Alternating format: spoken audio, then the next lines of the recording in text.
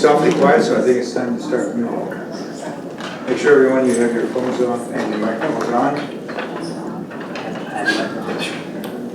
All right. Good evening, everyone. Welcome to the regular meeting of the City Council of University City, Texas. It is Tuesday, July 19th, 2022. It's 6:30 p.m. and I'll call this meeting to order now and call for a quorum check. Mayor Pro Tem Neville. Aye. Councilmember Buck. Here. Councilmember Goolsby. Here. Councilmember Najarian. Here. Councilmember Shelby. Here. Councilmember Vaughan. Here. The quorum is present. We shall proceed. The invocation this evening will be given by Councilmember Shelby, and I'll lead us in the pledges afterwards. So would everyone please stand. This evening, as we pause before we begin the meeting, let us remember to leave our personal conflicts at the door. The purpose of the meeting tonight is for the good of the people of our city. Life's fulfillment emerges from individual participation in the service of humane ideals. That is what brings us here today. We are working together to the benefit of our society, which we want to see for ourselves and our children. Today, we leave our busy schedules outside for just a little while. During this meeting, let us remember to be concerned for the well-being of all among us, to use reason to guide our debate, to be committed to the diversity for which we thrive, and to respect all those of differing views. For without disagreement, we may not learn from one another. We are presented many challenges, but none which are too great for us to meet. Everyone brings unique abilities with them to help us solve the problems at hand. To quote former Senator Bill Bradley, respect your fellow human being, treat them fairly, disagree with them honestly, enjoy their friendship, explore your thoughts about one another candidly, work together for a common goal, and help one another achieve it. There is, in the political process, much to bear. In this room tonight, let us cherish and celebrate our shared humanness, our common capacity for reason and compassion. No matter how or why you celebrate the change of season, may you, your family, and friends be filled with hope for a bright future and love for your neighbor. Amen. Amen. I pledge allegiance to the flag of the United States of America and to the republic for which it stands, one nation, under God, indivisible, with liberty and justice for all.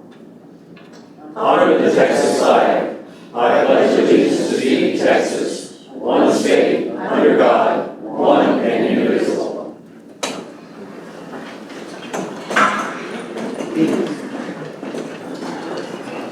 Well, thank you everyone for attending this evening on this 103 or 4 degree day.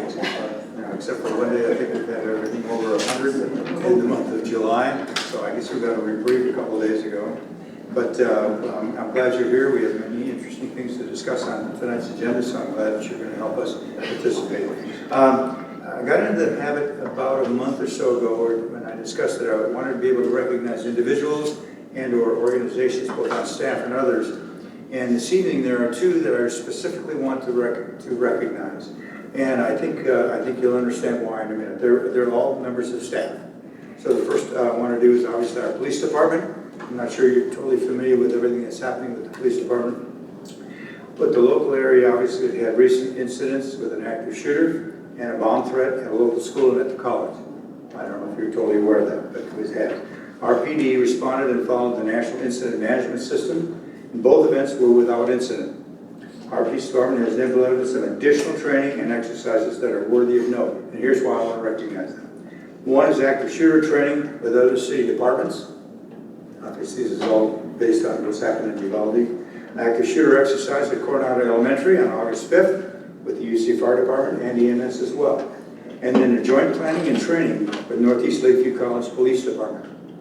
And that's very important as well. So I want to recognize our police department for taking the initiative to go above and beyond what they need to do.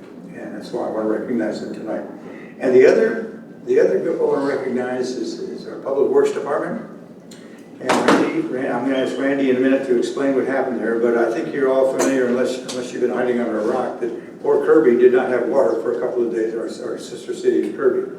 Well, what you may not know is the response that took place between Universal City and Kirby. And Randy and his team of Public Works and Blake Partridge, our water guy, did a phenomenal job. So instead of me explaining it, let me introduce Randy and let him explain what they did in the city of Kirby. Randy? Mayor, Council, I was last weekend, the weekend before, on a Friday, I received a call from Ms. Turner. Might be too hot, Kristen. Sorry, we're trying to adjust the volume as we go so that we can make sure everybody can hear. Okay, go ahead. Received a call from Ms. Turner notifying us because we had no idea City of Kirby had been without water all morning long. And so she asked if I could go over there and assist them in getting water back, getting water service back to the city. As received a call from her, I called the director that was in charge. Didn't realize he wasn't in charge anymore. He had retired 2 weeks prior. And it kind of filled me in what was going on. Me and my superintendent, Blake Partridge, immediately went over there. We got the call about 11:15. We were probably there 11:45. Once arriving, we diagnosed the problem. They had an electrician that was there. We diagnosed the problem that it was a burnt motor. Right away, I dispatched for 2 of my guys, JoJo and Zach, to come assist us. We did find out Kirby did have a standby motor. My guys basically took the motor off. We put the new motor on. I dispatched Gerard Electric, who's our electrician, to come assist as well as we were going over there. And then by 4 o'clock that day, we had, from when we were there at noon, by 4 o'clock we got Kirby, one of their wells back up and running. The following day, I let the city manager know I would be back the following day, and went back the next day. The other well was actually, when I diagnosed that one, was burnt up. Went the next day over there. I set up, arranged for the driller to come back over there, and he came back with his crew the next morning. They pulled the well, set the new well.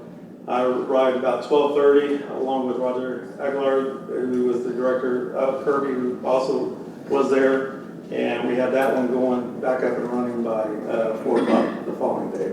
So both wells, we got them up and going. So currently right now they've passed all their water tests because they had 3 days of sampling to do, and so they're back in service. So.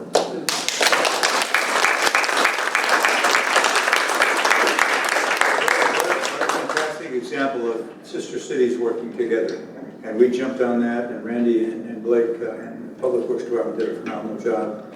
And again, our PD, what they've been doing and how they've responded, and going to stay very proactive in everything that we can do to make sure that an incident like what happened in Bell Elementary, God bless, would not happen with us as well. So. And also, Mayor, thank you to Councilmember Shelby to alerting me to the issue that they were facing. None of us knew what was going on. They had reached out to us, but we appreciate that you told us and we were able to serve them. Absolutely. And the mayor of Kirby, who I work with, is extremely thankful. She has expressed that to me many times. So thank you so much. Sorry to put you in that position, but I'm glad we were able to help them. Yes. Thank you, Mr. Mayor. That's what it's all about, cooperation among our communities. And again, if you drive one road to another city, you have no clue that you're in a different city, unless there's a great big sign that tells you you're leaving and entering. They're going to do that on campus pretty soon. Northeast Lakeview, I think you mentioned that. Okay, that was my chance to recognize a couple of our staffers. And again, for council and you in the audience, if there are people that you think we would like to recognize, that they've gone above and beyond, that's what I want to do. I want to recognize them for the work that they do, not only for their city, but for the community as well, and the individuals. So let's move on now to our next item, which is to tab number 8, consider the minutes of the Thursday, June 9th, 2022 special meeting, and the Tuesday, June 21, 2022 regular meeting. I'll need a motion on that. Move to approve. Okay, motion by Councilmember Goolsby. Second. Second by Councilmember Shelby. Any further discussion? I know there's been slight changes made on that by Mayor Pro Tem Neville, and they're already noted. So if there's no other discussion, I'll call for the vote then, please. Councilmember Goolsby. Aye. Councilmember Shelby. Aye. Mayor Pro Tem Neville. Aye. Councilmember Butt, Aye. Councilmember Najarian, Aye. Councilmember Vaughan. Aye. Motion passes. Let's move on then now to our next item, which is citizens to be heard. You can see up there what it is. It's to provide citizens a chance to address council on issues or concerns. It's informative only. No council discussion or action will be taken during the presentations. And so we ask you please try to limit your comments to about 3 minutes because we have a very full agenda this evening. We do have 8 individuals that have signed up, and that's fantastic. We really welcome your participation. So in the order that you signed up, I will call you up, and please give us your name and your address for the record, because obviously this is being recorded to be used for people that want to find out what's happening at our meetings. So the first person that's signed up this evening is Mr. Sid Dukes. Mr. Dukes? Mr. Mayor, council members, first thank you for your service that you do for Universal City and its inhabitants. I have a couple of concerns I would like to address with council members. First, I want to voice my opinion on the agenda for item for tonight, Ordinance Proposal 666-2022. My understanding of the proposed change is that it specifically refers to discrimination identified against those with gender identity issues and also requires all contractors and vendors doing business with the City of Universal City to provide written confirmation of compliance with the proposed code. I would ask City Council members to consider whether this change is really necessary. The proposal code itself in Section 1-9-11 exclusions indicates the proposed code is not intended to alter or abridge other rights, protections, or privileges secured under state or federal law. Given that fact, then what situation is this proposed change going to address that is not already addressed and protected in existing anti-discrimination legislation that is already binding? I encourage council members to reject these changes to the existing ordinance. Second, I am not an expert or have intimate knowledge of the processes of city processes, but from the emails I have read on this situation, I'm led to believe this subject was originally brought up in the citizens to be heard portion of the last city council meeting. That section of the meeting agenda specifically states that comments are to be informative only and that no action will be taken on them. I am led to believe by those emails circulating that this ordinance change is not in keeping with the established protocol for bringing this type of action before the City Council. If that is an accurate assessment, then I suggest the ordinance change be pulled from the agenda and resubmitted the established procedures if desired in the future. Lastly, the emails I referred to earlier identify the person raising this concern as the life partner of Councilmember Shelby. If that is the truth, and if council considers this ordinance change, I would recommend Councilmember Shelby recuse himself from any consideration or vote on the proposed change. To not do so as a minimum would confirm the perception of a conflict of interest and at most appear to be an egregious ethical conflict. Thank you for the opportunity to voice my opinion on this subject. Thank you, Mr. Dukes.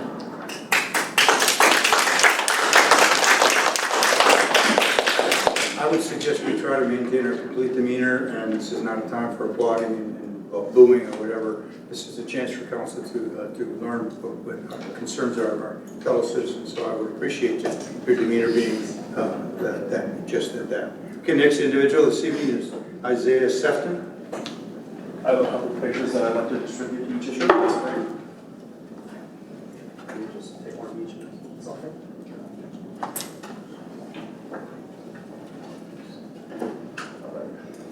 My name is Isaiah Sefton, address is 502 Sunrise Canyon Drive. I have 3 points that I'd like to cover this evening. Number 1, this ordinance is hyper-partisan. Number 2, 2 of the protected classes mentioned are not like the others. And number 3, this ordinance is not libertarian. For the first point, each one of you ran a nonpartisan campaign to get elected. You did this to both the city's and your benefit because you knew that unabashed partisanship would be divisive in such a small community and could be deleterious to your reputations. Mr. Mayor, I know you especially did not appreciate having your voting history excavated and used against you during the election. This proposed ordinance, however, is almost verbatim to to a plank in the 2020 platform of a major political party. It represents, therefore, a hyper-partisan agenda that is not equally shared amongst the citizenry. For the second point, I ask that you look at the two pictures in front of you. If this ordinance passes, no one affiliated with the city can be averse to or interfere with the exercise and enjoyment of this type of behavior. Please note that no such behavior is associated with the classes of race, color, religion, sex, national origin, age, or disability. For the third point, I know a couple of you have called yourself libertarian. There's absolutely nothing wrong with that. However, I stress that Ordinance 666-2022 cannot be farther from libertarian. Restricting people's reactions to the exercise and enjoyment of behavior such as that does not foster liberty.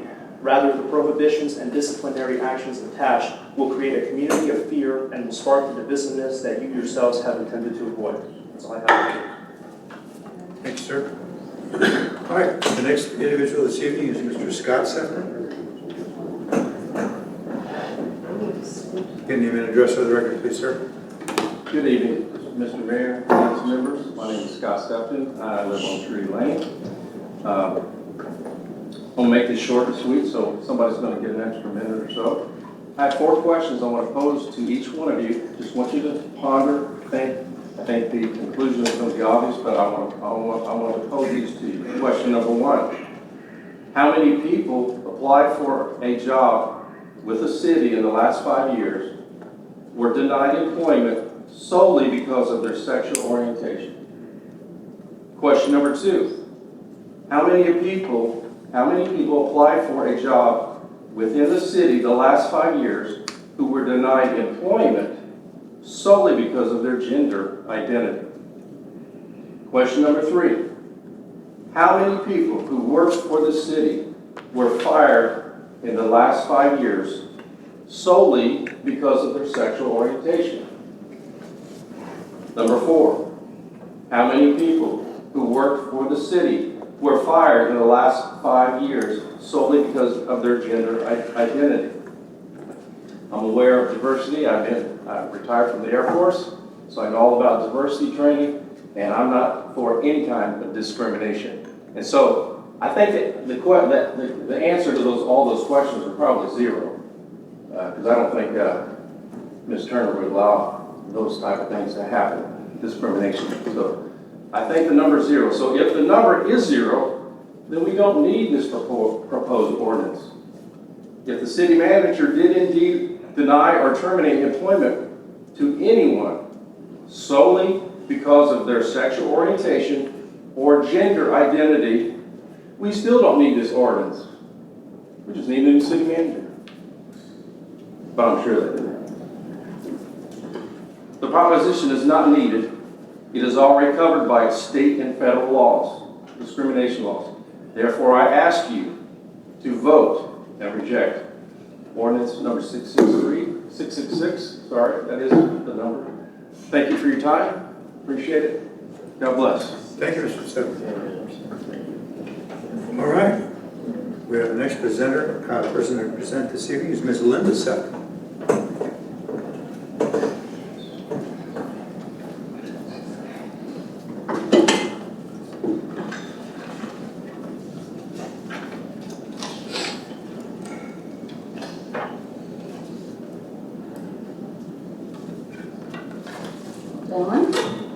My name is Linda Sefton. I live on Chewy Lane, and I oppose including sexual orientation and gender identity in the Universal City Anti-Discrimination Ordinance. The city is confronted with a proposed ordinance that would misogynistically mansplain to women how their womanhood is defined.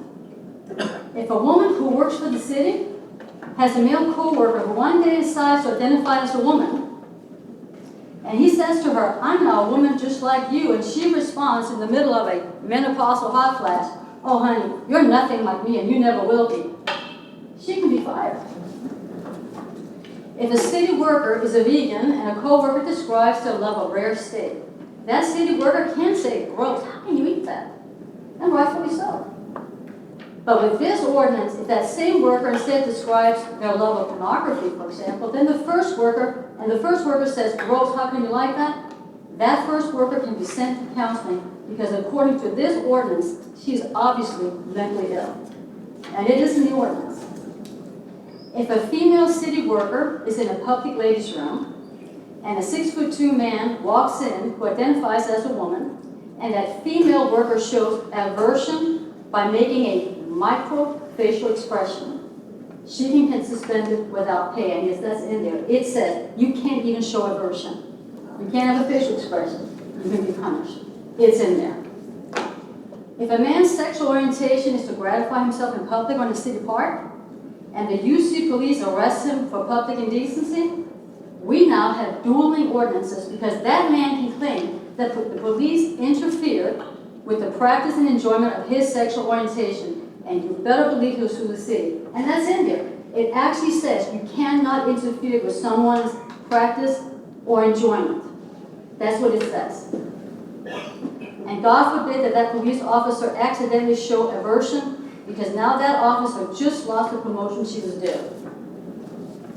This ordinance is misogynistic. It puts women in danger. This ordinance put an added burden on law enforcement. This ordinance violates the constitutionally guaranteed civil rights of all city workers by violating free speech and even policing their micro-facial expressions. This is something I would expect out of North Korea, not the United States of America. Finally, is it true, because I didn't know, I just heard this, so I don't know. Is it true that a member of the council is either related to or is cohabitating with the resident who brought this request to the council? And is it true that that is the council member who instructed the city manager to fast-track the draft of this proposal? And let's just note, you guys haven't even had a chance to discuss it yet. I have spoken to you all many times. You guys never had a discussion afterwards to vote on whether or not that should become an agenda item. And sure was never a draft proposal based on anything I said. The idea that we can go from A through K where a resident can speak, and you guys immediately took action even though the agenda says that when we speak, you will not take action. You specifically say that. But on this one, that's the first time I've seen that. If it is indeed true that there's a council member who is related to this person and is the one who instructed that the drafting of this proposal, in my opinion, that person has a conflict of interest. And it is in my opinion, that person is, in my opinion, ethically obligated to recuse himself from voting on this ordinance. This ordinance is disruptive, divisive, highly partisan, and endangers the public safety, especially for women and girls. And I respectfully ask you, gentlemen, to please reject 666 and end this tonight. Thank you. Okay. I can address one part of that because it's a statement of fact, is that in order to get an item on the agenda by a council person, they can request a consensus from the council. And in this particular case, that's what has happened. It was not instructed to the city manager to do that. The council member made that request, and it was approved a consensus by the rest of the council that it would become an item on a future agenda item. So it was not fast tracked, it was not forced on anybody. So I just want you to be aware that that's but the if that procedure. person is in the same family, that is, well, how can that be nepotism? Oh, that's right. So that's my I understand. Thank you. Okay, thank you very much for your comments, ma'am. Next individual, Patrick Campbell. Is that right? So, yeah, Mayor, these two gentlemen are for the PUD concept presentation. Oh, okay. All right, so then the next item, next person who signed up this evening is Ms. Michelle Mays. Michelle Mays, 106 Wild Ridge Trail, that's in Sunrise Canyon, Universal City. Many of you probably know that I used to be on city council myself, and I would implore the audience to educate themselves on how agenda items are actually put onto the agenda. I myself worked on the animal shelter. We got the animal shelter built. My ex-husband was 100% for it, and I did not recuse myself from the vote, nor was I ever asked to do that, and nor was I required to do that. So I'm not really sure where all of this craziness is coming from as far as that goes. Apparently somebody got some wrong information, it was disseminated, and one of the city council members is now being wrongfully identified as doing something wrong.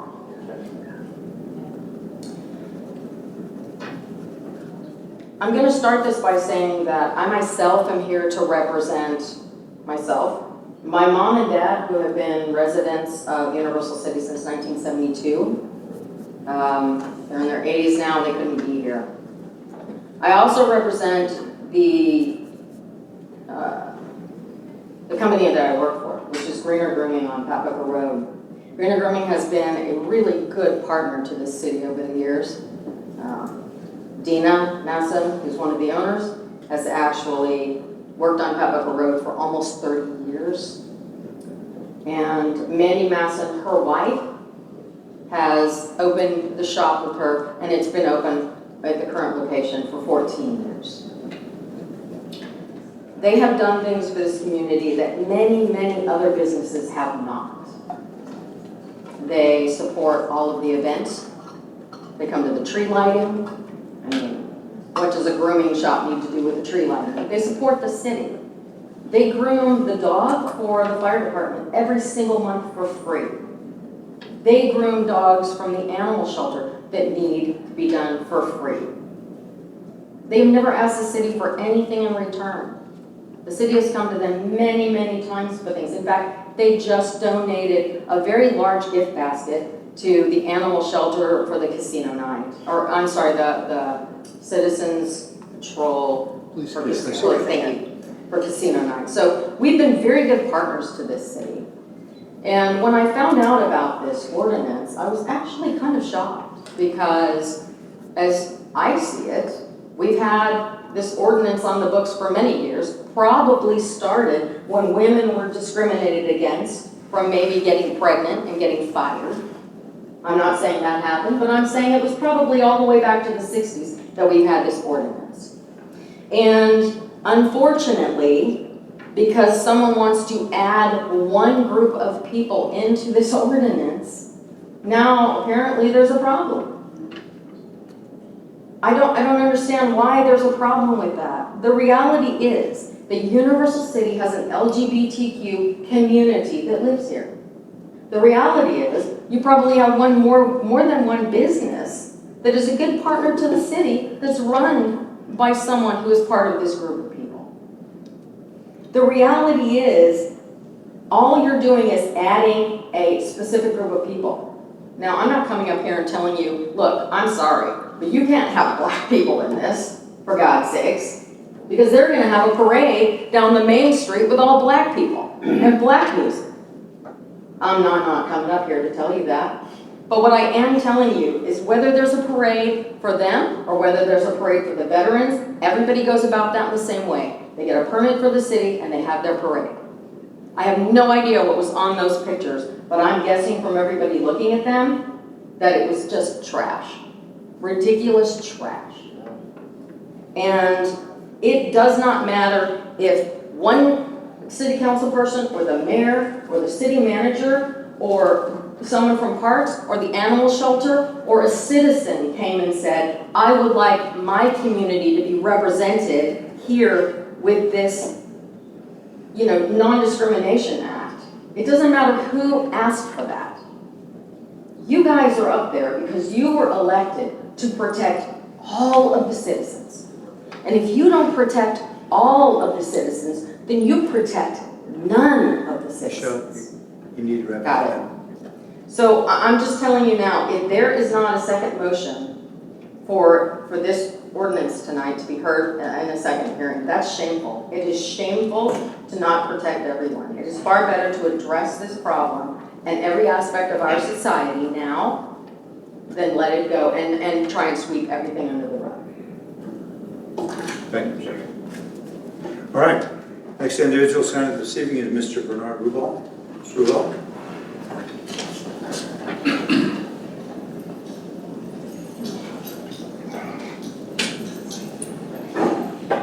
Good evening, Council. This will be quite a bit shorter.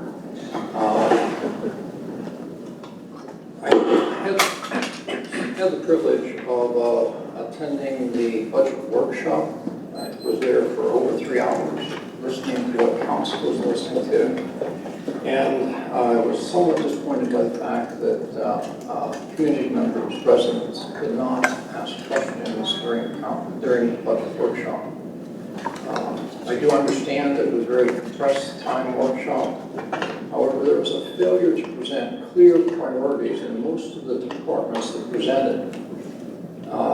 So basically, I'm confused at what information is provided to council to make rational decisions based on what was presented at the budget workshop. One of the things that was presented at the budget workshop was a cross-board increase. Mr. Rule, would you please speak up a little bit? We're having trouble hearing you. One of the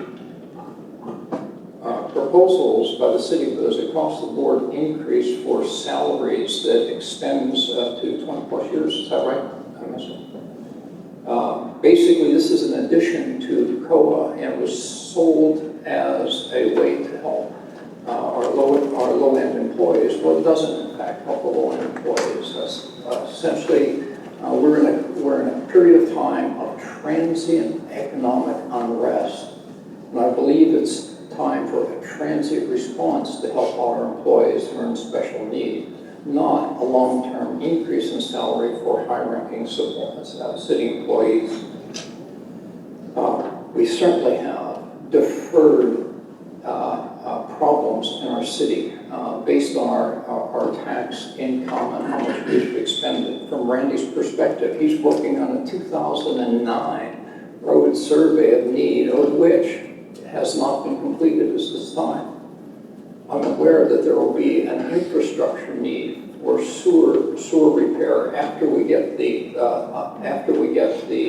sewer survey audit back and circulated. So we're talking about large amounts of money. It's time for the city to buckle down and realize that we have to set our priorities. We can still help an awful lot of people, but we have to do it prudently. We have to do it based on actual priority of need, and we have critical infrastructure needs. When Randy presented the fact that we only have a 6 months reserve for many of our critical services, I was taken aback. 6 months reserve, and the passionate information that he provided, that he can't even guarantee his sources to meet those reserves. Tremendous issue where we have to establish the priorities for basic infrastructure and need. Now that said, whenever the water department presented, I did find that the most informative information of the night. Basically, it was clear, it was concise, I understood the projects, and I thank Councilman Goolsby for keeping the financial needs of the residents in mind for that. Thank you very much, and be reminded that Council has provided a 16 and 46% increase to plans and administration through 2019 and 2020, and a 45% increase in budget for administration developments, and 22% increase in budget for development services, and a 32% increase in budget for financial services. And at the time they proposed that, they also proposed that there was going to be a fix to the software issues and updates. So please keep that in mind. Thank you very much. Thank you, Mr. Vaughan. Okay, next individual this evening is Ms. Alexis Adams.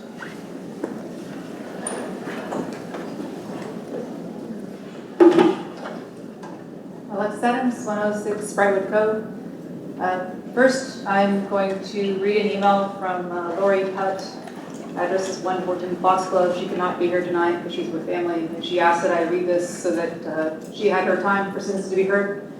Lori Putt states, I'm really disappointed I won't be able to attend tonight's meeting so I could speak as citizens to be heard. I support the passing of this ordinance because no human being should ever be discriminated against for any reason, period. There are too many people who have strong opinions. Blacks, LGBTQ, women, Muslims, somebody wants to deny someone their rights. In my opinion, this would be a good thing for UC to show they believe all people deserve to be protected. Lori Putt, 114 Foxglove. I don't have prepared remarks, mostly because I was going to listen to hear what was being said. First, though, I do want to thank the council for the, if I recall, complete consensus to even put this on the agenda when it was brought up. I'd like to thank city staff, city manager, city attorney for putting together a discrimination ordinance. It was amazing, honestly, and not just for what I asked for, but for the scope in general for all classes. Disability, which was not included in the original ordinance. I think it's a great thing, regardless of whether you don't like 4 words out of it or 5 words. As to everything else, when I came here, I said, what I'm about to say is going to spark fear. And I was right. You've heard it. All these what ifs, these are not things that are contemplated by this ordinance at all. These are not going to happen.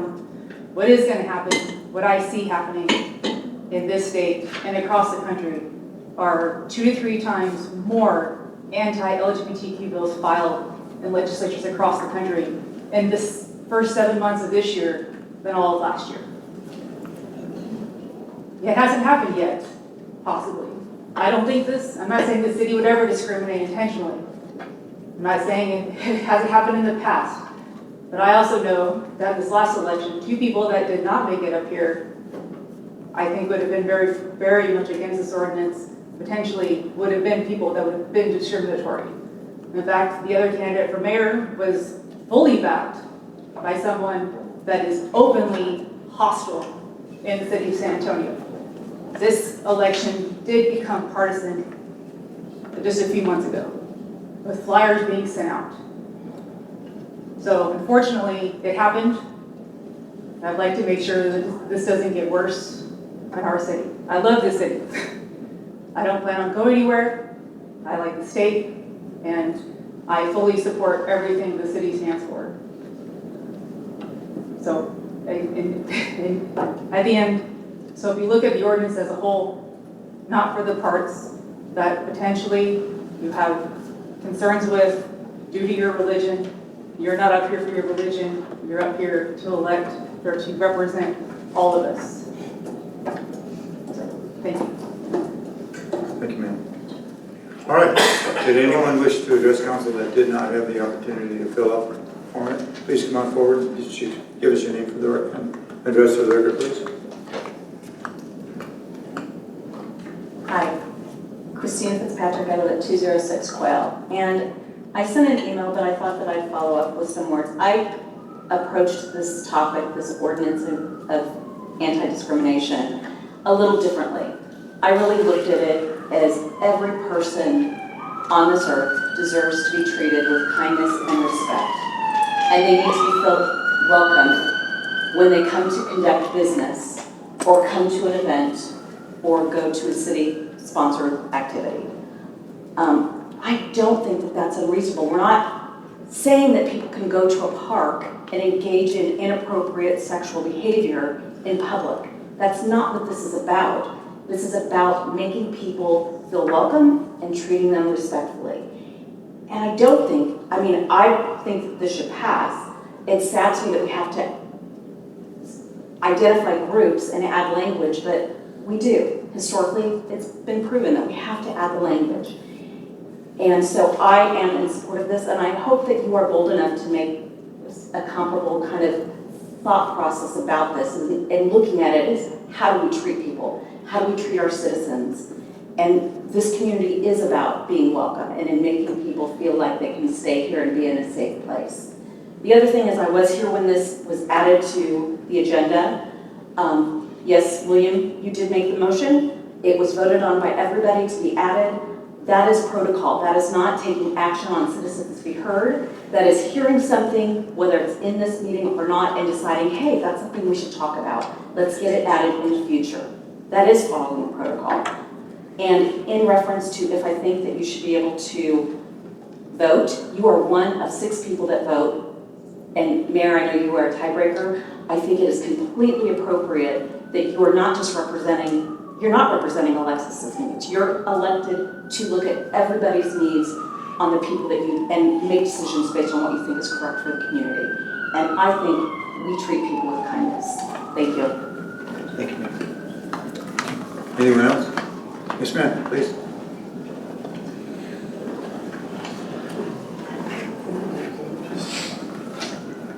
Michael Hart, 736 Fairfield Road. The procedures that we have in place for getting items on the agenda were followed. Councilman Shelby, as Ms. Fitzpatrick pointed out, is one of 6. He brought something up, 5 other people agreed with the idea, and it moved forward. The point that people are having a problem with tonight was that apparently Ms. Turner decided that, hey, this is a good idea, let's write an ordinance. So we skipped the discussion part of the meeting, which would have been tonight, and went forward with a proposed ordinance. I really don't think Councilman Shelby had anything to do with that. We come up here time after time after time, and we ask y'all to do stuff. We ask y'all to take a position on our behalf. So now we have a councilman that did that, and we're yelling at him. I don't understand that. Okay, maybe he's not doing what everybody else wants him to do, but he did something at a citizen's request. And I think he should be commended for that, especially with all of the conflict that it's created. And you knew that would happen. You know, so please y'all don't take this the wrong way. And please keep doing things I'm asking you to do. Thank you. Okay, thank you, ma'am. Anyone else? Okay. That concludes our citizens to be heard, and I think what I'll do this evening then, because there's been so much interest in this, and I believe it's probably appropriate then for us to, as we go into our business session, because a lot of you are here because of this particular issue, let's go to tab number K then, and discuss. Remember, it's listed here as a discussion and consideration, so it can be one or the other, and then we'll move on with the rest of our agenda. So first of all, tab K is discuss and to consider ordinance 666-2022. It's an ordinance amending the Code of Ordinances, Part 1, General Provisions and Administration, to add Chapter 1-7, Anti-Discrimination City Services Programs and Activities, providing for repealer, severability, open meeting, and setting an effective date. And this will be the first reading for this particular item. So what I'll do is I'll have City Manager present this, and I'll ask for a motion first, and then we'll open for discussion. Sure. Thank you, Mayor. I appreciate it. As you know, it's been a while, but this was a discussion by City Council, and you asked to have it be put back on the agenda, so here we are today. I want to clarify a couple of things. So people keep talking about the employees and the hiring and firing of Universal City. This ordinance per se isn't about hiring and firing city employees. We have a personnel policy that addresses that. It already identifies the issues that we are talking about because we follow the federal regulations, EEOC, ADA. These things are already in our employee policy. So as a city, we have 2 types of constituents. We have our internal constituents, which are employees, which are addressed in the employee policy manual. And then we have our external customers or constituents, and that is everybody that is outside of council and city hall. So that would be residents, businesses, vendors, consultants, committees, and groups of that nature. So this has nothing to do with the hiring and firing of city staff. It has really to do with our external constituents. And so we did ask, after the review had been done, I guess online, for the city ordinances, and identified the fact that we did not discuss sexual orientation and gender identity within our code of ordinances. Could we look at adding it? So that's what you have here before you this evening. Now, whether or not council decides to move forward, obviously that's up to you. The ordinance is up for discussion. We can add, delete, change, revise, whichever direction you want to give us. We're willing to do that. Okay, let's have a motion first. And Move for approval. Discussion. Motion made by Councilmember Shelby. Have a second. I'll second it, Mr. Second by Councilmember Buck. All right, now we'll open up for discussion. Any questions of Ms. Turner or discussion open for members of the council? Mr. Shelby, we'll start with you. Thank you, Mr. Mayor. So you covered for us, thank you very much, that this ordinance does not affect the city and how they manage their staff. Correct. Could you expand on what it does cover outside of that? So this, and I know you said outside constituents and then inside constituents. I want to make sure we're clear. We're talking, I'm sorry, I'm going to lead a little bit. Okay, go ahead. We're talking about council, boards, volunteers, vendors that work for cities at events, 501c3s that are involved with the city. Am I missing anybody else? Your general resident or contractor that would come in and be requesting assistance from the city, whether it be a water account, a permit, an issue in their neighborhood, really it applies to everyone. Right, but what it doesn't apply to is a business that has a footprint on any road that is not doing something with the city directly. Not with the city directly, it does address vendors. So if you have a business that is a vendor of the city, in other words, they are conducting business with the city, it addresses that in here. But if they're not having any official business in an official capacity with the city, it does not affect them. Okay, and then citizens. Just Joe Bob walking down the street, you see somebody he wants to discriminate against. Does this have any teeth to that? No. Okay. That's all I've got right now. Okay. Adjournment. Thank you, Mr. Mayor. I did, when Councilman Shelby had brought this up, I did believe that we were, this was going to be a discussion moving on to kind of like when we did, well, the same thing we did when Mr. Neville brought up about our department and to discuss it, then decide whether we wanted to do anything on it or not, and then bring it to what we have tonight. Reading, and that's what I was trying, and that's kind of my fault, was in reading into the wording that was done. It was to be put, it was legal to put on the agenda to do that. And with that said, can you give us the number of instances that we've had in the city pertaining to discrimination as far as the city is concerned? No, not I'm aware of. I'm not aware of nothing that's been put down in writing, nothing that's been brought up. This is an issue that goes, you know, that none of us take lightly. I'm feeling the same way, where the city should be doing this, and we do this. We as a city, and nobody should discriminate against anybody for any reason. That's not up to us. And business doing this, they shouldn't refuse service to anybody. If they do that and they discriminate, then that's just bad business, and that business will end up shutting down one of these days because of the fact they are running bad business. From what's been written in the city, what's been going on, the Supreme Court back in June 2020 with the landmark decision that ruled that civil rights law protects gay and transgender workers from workplace discrimination. The opinion, let's see, what was it written here? Opinion and two descendants spanning 168 pages touched on a host of flashpoints in the culture, was wars involving LGBTQ community, bathroom, locker room. Basically 168 pages say that this language is held up by the federal government that involves all LGBT.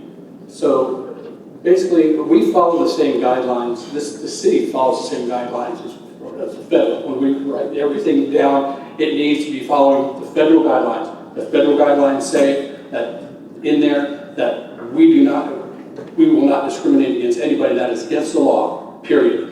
Separating those, you know, the groups off, that's discrimination in itself. This is all covered, and personally, I don't think it needs to be added at this time.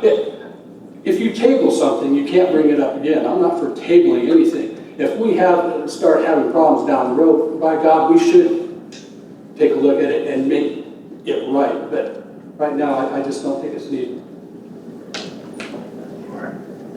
Mr. Vaughan. I think there's a conflation here of trying to pass an ordinance and saying we should protect people from harassment and discrimination. If we don't pass this ordinance, it doesn't mean that we want people to be discriminated against or treated unfairly. I don't think any of us would want that to happen. And I guess My question is if we had a business that was doing something that was harassing an employee for any reason, would you be able to deal with that situation if we didn't pass this ordinance? Yes. I assume we could fire that contractor if we're not allowed a nonprofit to work with us again. But obviously, we would have to go through and have discussions with them and ask them for behavioral changes and whatever it happens to be. But, you know, based on our contractor agreement with them, we would have to look at that. But obviously, we would seek legal counsel before we would take any action in releasing a vendor. Okay. It was also brought up about committee members. So if a committee member was acting inappropriately, do we have any way to remove a committee member? Well, the council always has the ability to remove a committee member at will. So that is always the case. But you have to understand that I believe that the committee member, that would be happening while they were in their capacity as a committee member, I'm guessing, and not so much as their capacity as a individual citizen within the community. There are certain boards and commissions that do require a finding or a hearing and a determination as to specific conduct before removal can occur. I want to make sure everybody heard what she said, that there are certain boards and commissions where you have to render a finding in order to remove them from that board or commission. So if someone acted inappropriately in our opinion and we wanted to remove that person, but it wasn't in an ordinance, would we still, in our judgment, be able to remove that person? With findings of fact. Correct. With findings of fact, and that would apply not only to a committee, but that would apply to yourselves as well, amongst yourselves, by yourselves. Okay. What if the city has a situation where you're harassing somebody for something that's not on the list, like obesity or eye color or whatever? Would you be able to handle that kind of situation since it's not in the ordinance? Well, so obviously people can be offended or feel like they are harassed or discriminated against for a myriad of situations. And I would assume that based on the federal legislation that can be handled. We're forgetting about the legal process, that anytime somebody feels that they've been discriminated against, harassed against, they always have the recourse to legal counsel in order to file a suit and go through that due process. Has the city ever had to do that? No, but we still have the legal means to do that if necessary. Okay. I also understand that in our code of ordinances currently, we have a couple of references to discrimination, but they're in like a permit section. So do you agree with me that there's nothing like this discrimination policy in our code of ordinances currently? Correct. So when it was brought up about doing the search on code, obviously as a staff we did that, and Ms. Santee did that as well. And the one area that we do have in terms of discrimination is in the permitting process.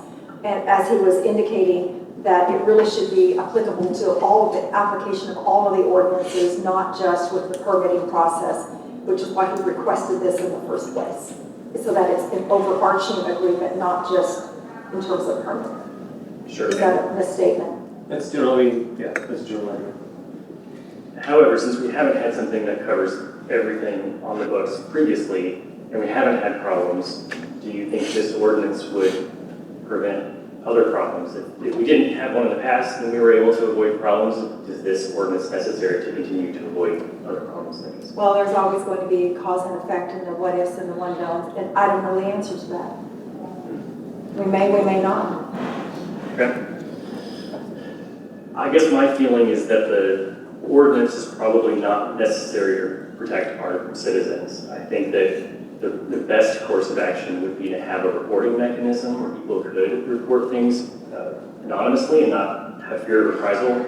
Some cities have a hotline. We don't have a hotline, correct? Like a 1-800. We have a hotline for stormwater. We have a fix-it form. Obviously, we get calls. I mean, let's say somebody said that they were unfairly treated by, one of the police officers, and this little judge or somebody else. Normally, I would get those calls, so most people probably would figure out to call me or to call HR. But we would know how to handle those calls and to gather the information that was necessary to do an investigation. Okay. There are some very inexpensive services that we could look at if we wanted to, that they can call a 1-800 number and that number would report back to us anonymously, this was the issue that was brought up, and then we can research it and determine if it's something that we think needs further action. I think that would be more direct to the point, where we can actually know if there's a problem, whereas this, we would be adopting an ordinance and hoping that people would want to follow it and do what the ordinance says. I also think we need to consider the people that we represent, and just me personally, I've had many more people that were against the policy reach out to me than that were for the policy, and so for that reason, I'm also against the policy. Thank you. Okay, Mr. Shelby. I think just some follow-ups. How many instances of discrimination against age, race, sex, or religion have we had? None that I know But we still have an ordinance to protect it, correct? of. Well, we have the one ordinance that it got written into, and then we have all of that in the employee manual. Okay. There's laws that to protect that. And I want to be clear, and I am not able to verify this, and maybe somebody else can answer this. The state doesn't seem to have its own discrimination law. I don't know if the state has one or not. I know that anytime we get funding from the federal government or state, there's lots of policies that we have to sign off on. I don't know. I believe we do have to sign off on anti-discrimination in that regard in order to receive funding from them. Okay, and you know, my one other concern is our Supreme Court has recently shown that, you know, precedent that has been set over many, many years can be tossed out. So I bring that as a thought process in there, that anything that they've put forth before can be overturned. Meaning the protections that exist today could potentially not exist 3 months, 6 months, a year, the next Supreme Court session. My thought process in here is we need to be treating everybody with respect. And while there is a lot of detail in this ordinance, and I don't think I remember my original request was to include some verbiage in there. I understand that I kind of opened Pandora's box in that it didn't cover everything. And I appreciate that y'all put a lot of time and effort into making sure that the ordinance is written in such a way that it can be applied to all situations where somebody may be discriminated against.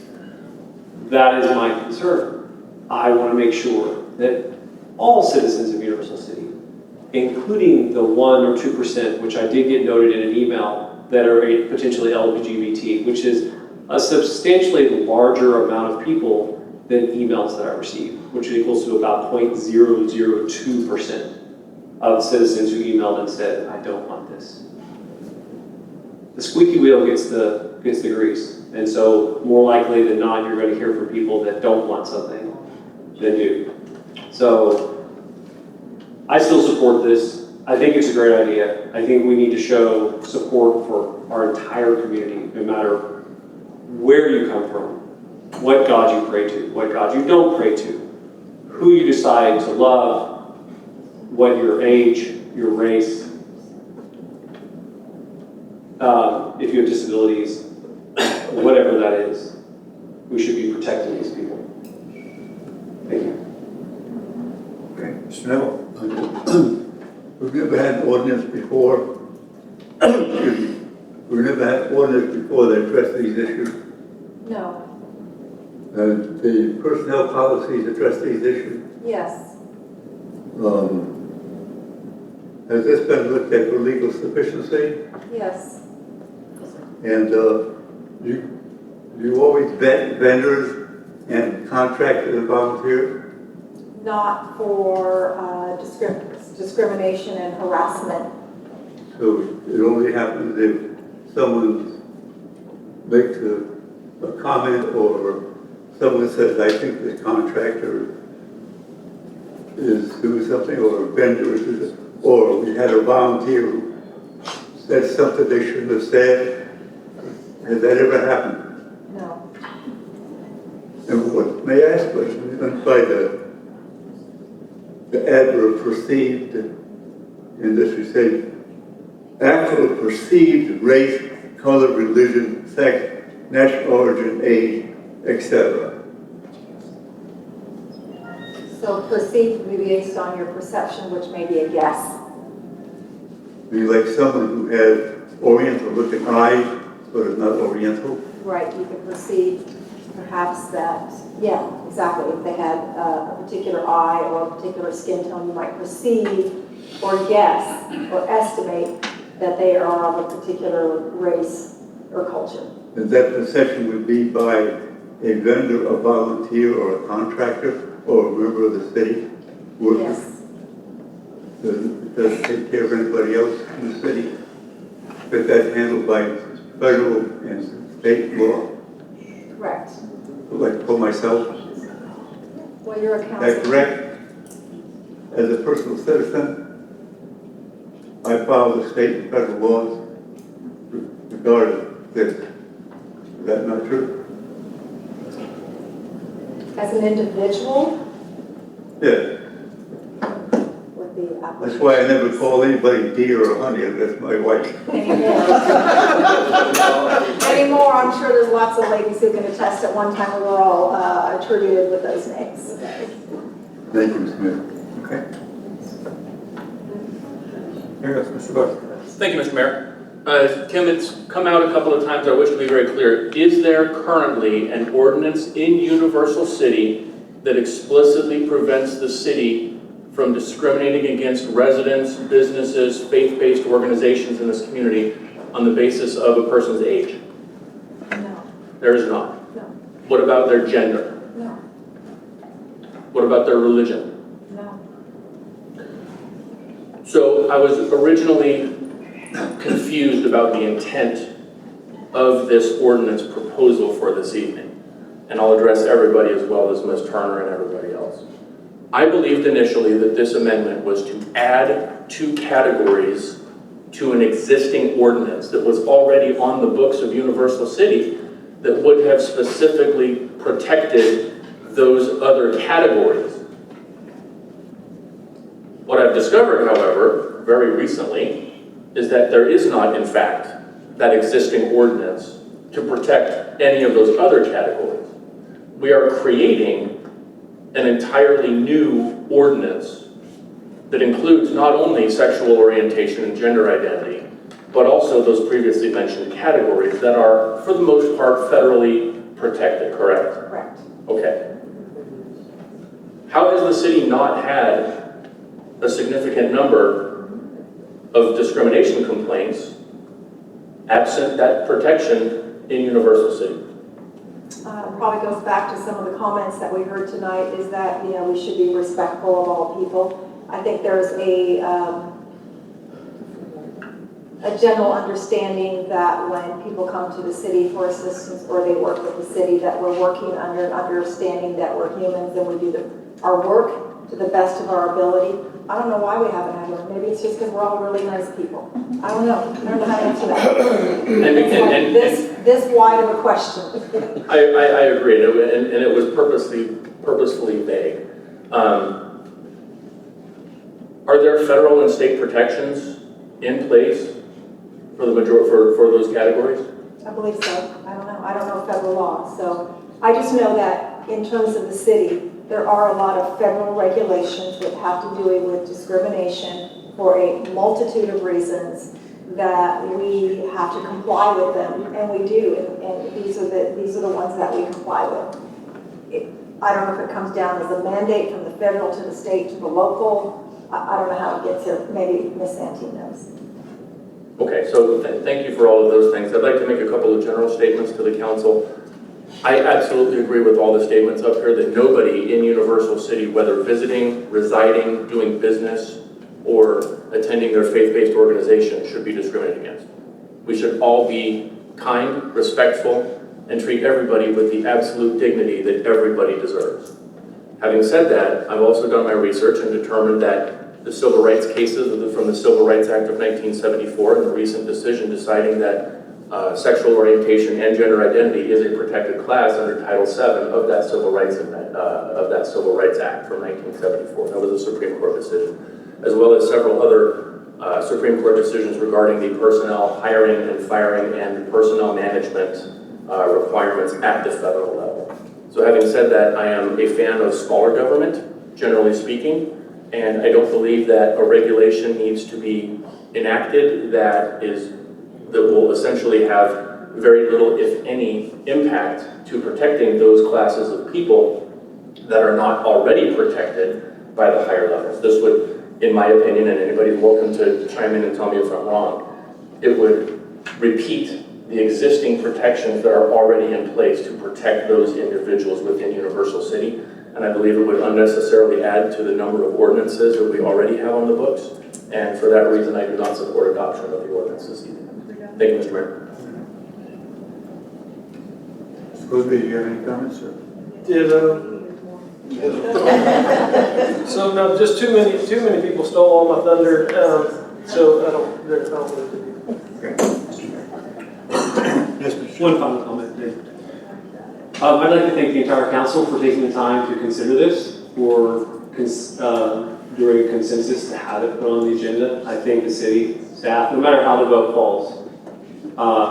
I appreciate everybody's time and everything that it took to put this together, review it, consider it, and discuss it. Thank you. Well, I'll echo that too. I think that's paramount that we all recognize the fact that we totally believe in human rights and anti-discrimination. And my personal opinion is that I'm not sure that we need to add something to what we already have and what the government already has dictated. So this is your decision, but this was brought up because this is the process that we went through.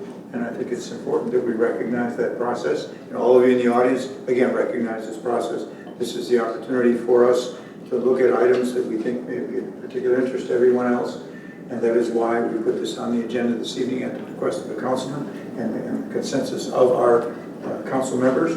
And that's why it's on the agenda tonight. So we do have a motion and we have a second. And then that motion is to approve the new ordinance. To vote on it. Ordinance. Vote on it. To vote on it, yes, to vote on the ordinance. Well, that will be the vote to approve or disapprove. So, we'll go ahead, if no other discussion, let's call for that vote then, please. Chris? Councilmember Shelby? Aye. Councilmember Buck? No. Mayor Pro Tem Neville? No. Councilmember Goolsby? No. Councilmember Najarian? No. Councilmember Vaughan? No. Okay, that motion does not pass at about a 5-1 vote. So thank you everyone for your participation this evening. I appreciate everybody in the audience being a part of that. I think what we're getting out of this is that there are already existing laws out there to protect everybody. And I'm 100% behind protecting everybody. We're very stringent in the city. We want to make sure that our businesses that we deal with, the same way, they understand that no one will be discriminated against regardless of all the different factors. And so I appreciate everyone's attendance this evening, and we'll press on now with the next item. Thank you very much. So, moving to, again, tab B, presentation of the planned unit development concept plan, Athenian and Centerbook. Sorry, gentlemen, we had to move it down a little bit, but I think it's important that we cover this issue as it was in everybody's mind. So, Mr. Casada, over to you, sir. Thank you, Mayor and Council. What we have before you tonight is consideration of... If you'd like to leave so you don't have to sneak out or try to be extra quiet, you may do so now. We're going to give you just like a minute or so. We know it's really hard to walk out during the middle of the meeting. Thank you all for coming. But if you want to stay, we're going to hear a great presentation on a potential project in the city.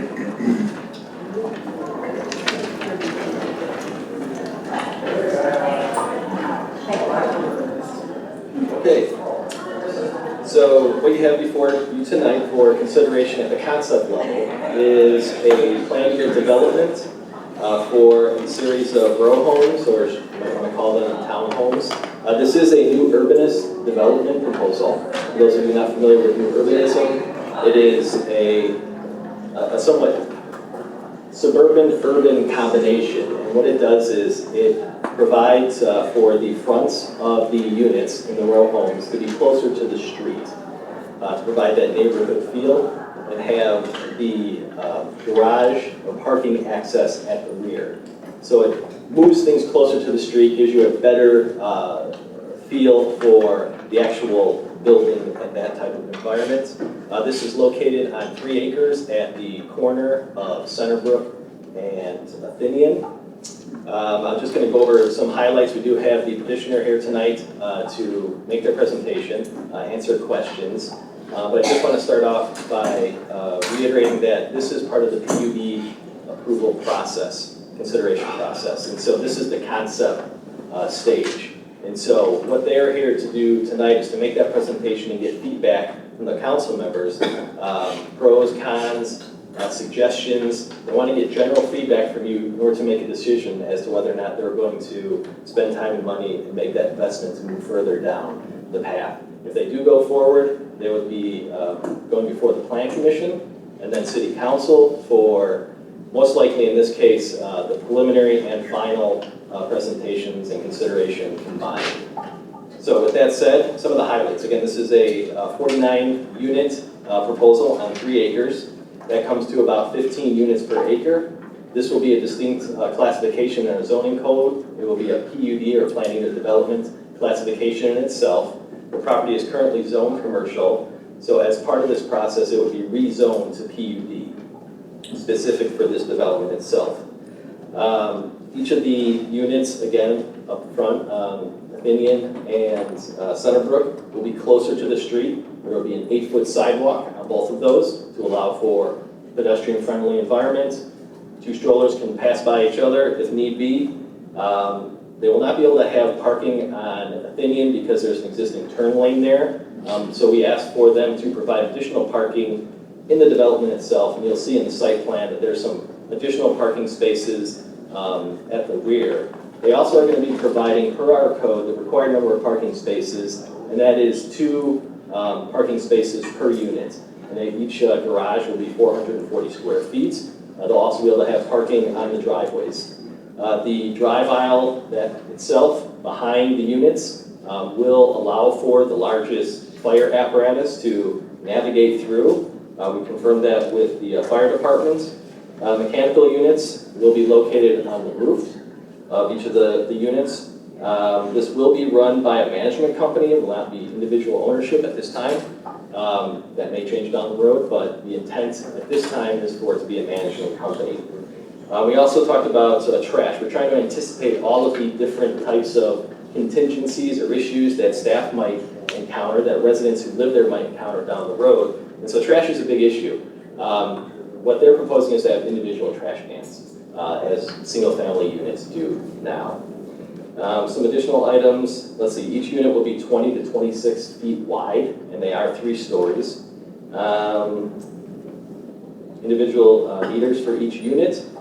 And just as a point of comparison, because I'm sure some of you were thinking this and will be about the density, because 49 units on 3 acres seems like a lot. As I mentioned, it's about 15 units per acre. If this were to be classified through our traditional zoning code as either an R4 or an R5 district, R4 will allow for 12 units per acre, and an R5 district, which primarily is larger townhome developments or apartment complexes, would allow for 20. So this is closer to the R4, to that lower density. I mean, it's 15 units per acre. And with that, I'll be here to answer any questions, but the petitioner is here to make their presentation. Okay. Yes, sir. Do you have a question up front? Oh, and if he's going to present first. No, yeah, let him present. Then Yeah, I did the same thing. We're both guilty. Mr. Mayor, City Council, really appreciate the opportunity to speak to y'all today.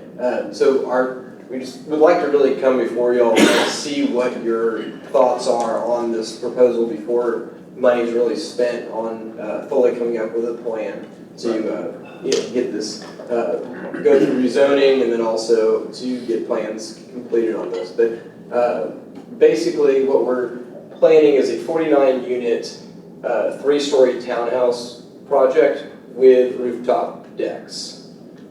So I don't know if in other cities, in San Antonio and in Austin and other places, it's a pretty normal townhouse unit that's been kind of done over and over again. But we're just something we're trying to to bring here, but the location is on the corner of Centerbook and Athenian, and currently that's it's basically a triangular piece of property that's completely vacant, and it's been vacant for a long period of time. Adjacent to that is a multifamily development that is, I believe, in Live Oak, and when that piece of property ended up being the residual property left over from that multifamily development originally. So, but anyways, this is a site plan for the project. It'll be 49 units, basically on Athenian and on Centerbrook. You'll have frontages, so the front doors of those units along Athenian and Centerbrook will actually front the street. So if you go to your front door and you go out your front door, you'll go directly onto the street and onto the sidewalk. The garages will go and be rear entry into the units. This is a picture of the units currently, what our idea is for the units. They're 3 stories, they're going to be 3 bedroom, 2.5 bath, 2-car garage. This is a floor plan for the first floor. The 2-car garage, we already talked with the city manager and Michael, and we agreed that, to have a 440 square foot garage in here. That way they can fit 2 trucks in the space. The second floor is the living room, dining room, and kitchen. The third floor is the master bedroom, and the second bedroom, and then 2 bathrooms up there, and then this rooftop deck. And then one of the questions that had been asked prior was about privacy issues with this rooftop deck. So we got a drone and we put it to the site level of what it would be on top of the rooftop deck, and we have a small video that shows what you would see from the deck up top.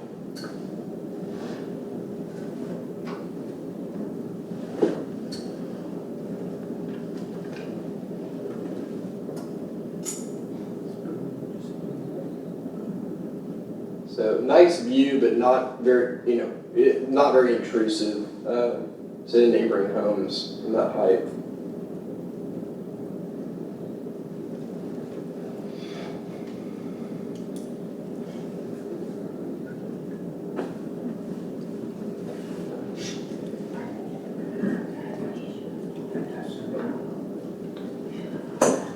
The total cost of the project will be about $17 million. So that'll end up, it's a good tax base growth for that project. We think it's a really good curb appeal for that area, and it'll kind of change that area a little bit and make it to where it isn't just an open field anymore. And then the main thing we worked on is we know that the city really wants more brick and stucco, so we're trying to use more brick, over 50% brick, about 50%, about 60% brick, 40% stucco on these. That way they age a little bit better and they last a little bit longer, and they, we want to create something that the city's proud of and that, will last for generations. So, any questions? Okay. Again, this is our opportunity to give you our comments on what we think about the potential for the project, so you can make a decision on whether we want to proceed on. So let's go. I just wanted to say, if you're going to put your capital on here, let's get signing on the dotted line. I'm happy to have put some money into that property. Like you said, it's been vacant forever. A couple questions that came up. So you mentioned the management company. So are you using your rental units, or are you? I didn't understand the management company involvement. Hi, I'm Bo Burrow. I'm the developer of the proposed project. It'll be a combination of both. There'll be rentals and, individually owned units. Okay, and I guess down the road you might share what that ratio might be, or if you have a target. Maybe not tell me right now. Just trying to give you some feedback. Yes, we can put that together. What about the trash cans? So if the front door faces the sidewalk in the street, and we have these robo things, where would they go? Can the trash can get down the street? They would go in the back. So they go to the back by the garage, and then the trash truck, the driveway is actually large enough for the trash truck to actually enter and then exit. Okay. And I think I'm determining from the pictures that they're attached, right? These are shared walls? Yes. So are you planning for some kind of HOA to handle the exterior maintenance? And Yes, there will be an HOA. Okay. Thank you, Mayor. Interestingly enough, I can add one thing is that some years ago, before they built those apartment complexes off of Athenian and Centerbook and Meadowland, is that there was they wanted to rezone way back. It's probably about 10 years ago, I think, the proposition to rezone. I think Dick and I were on council when that happened. And we, at that time, we said, no, we're going to keep it at retail. But that was quite a long time ago. So just a matter of history for you guys as a background. Okay, Mr. Shelby. Thank you, Mr. Mayor. Do we have any concerns about adding impervious cover to an area? I mean, I know I've seen what it looks like when it rains over there. The water just runs down those streets. Go back away for a second. Just runs down those streets. And I mean, I know that the apartment complex actually put a retaining pool, maybe, right? Retention pond. Close enough. And you want to address the detention pond and the external store water flow from the project. Yeah, one thing, when they do their design, when they get to that point, so there actually have to be some kind of control of the stormwater coming through. Because obviously we have that tension with the other apartments on the other side. This will contribute water into the neighborhood coming there, so they'll have to design something. Okay, do we have stormwater to be able to collect that and move it away, or are we just going to use the streets? No, it'll be done within the property there, and then slowly released just as the apartments next door are. Okay, so similar to the apartments, okay. And it's difficult to see on the site plan, where are the cuts going to be, the curb cuts for access? The curb cuts will be on the far, or the, so if you look at where the... Go to the site. I was going to say, because I want to make sure I'm looking at this, mine is turned, no, that's the same thing, okay. And so I see solid lines, so I'm not sure, is the dark solid line the sidewalk? I think when this got sent, it got messed up a little bit, but where the, if you look on the far left side and then the top side right there, okay, both of those are going to be the two curb cuts. What about the little dead end there at the bottom? The dead end will actually dead end right there. Okay. Yes.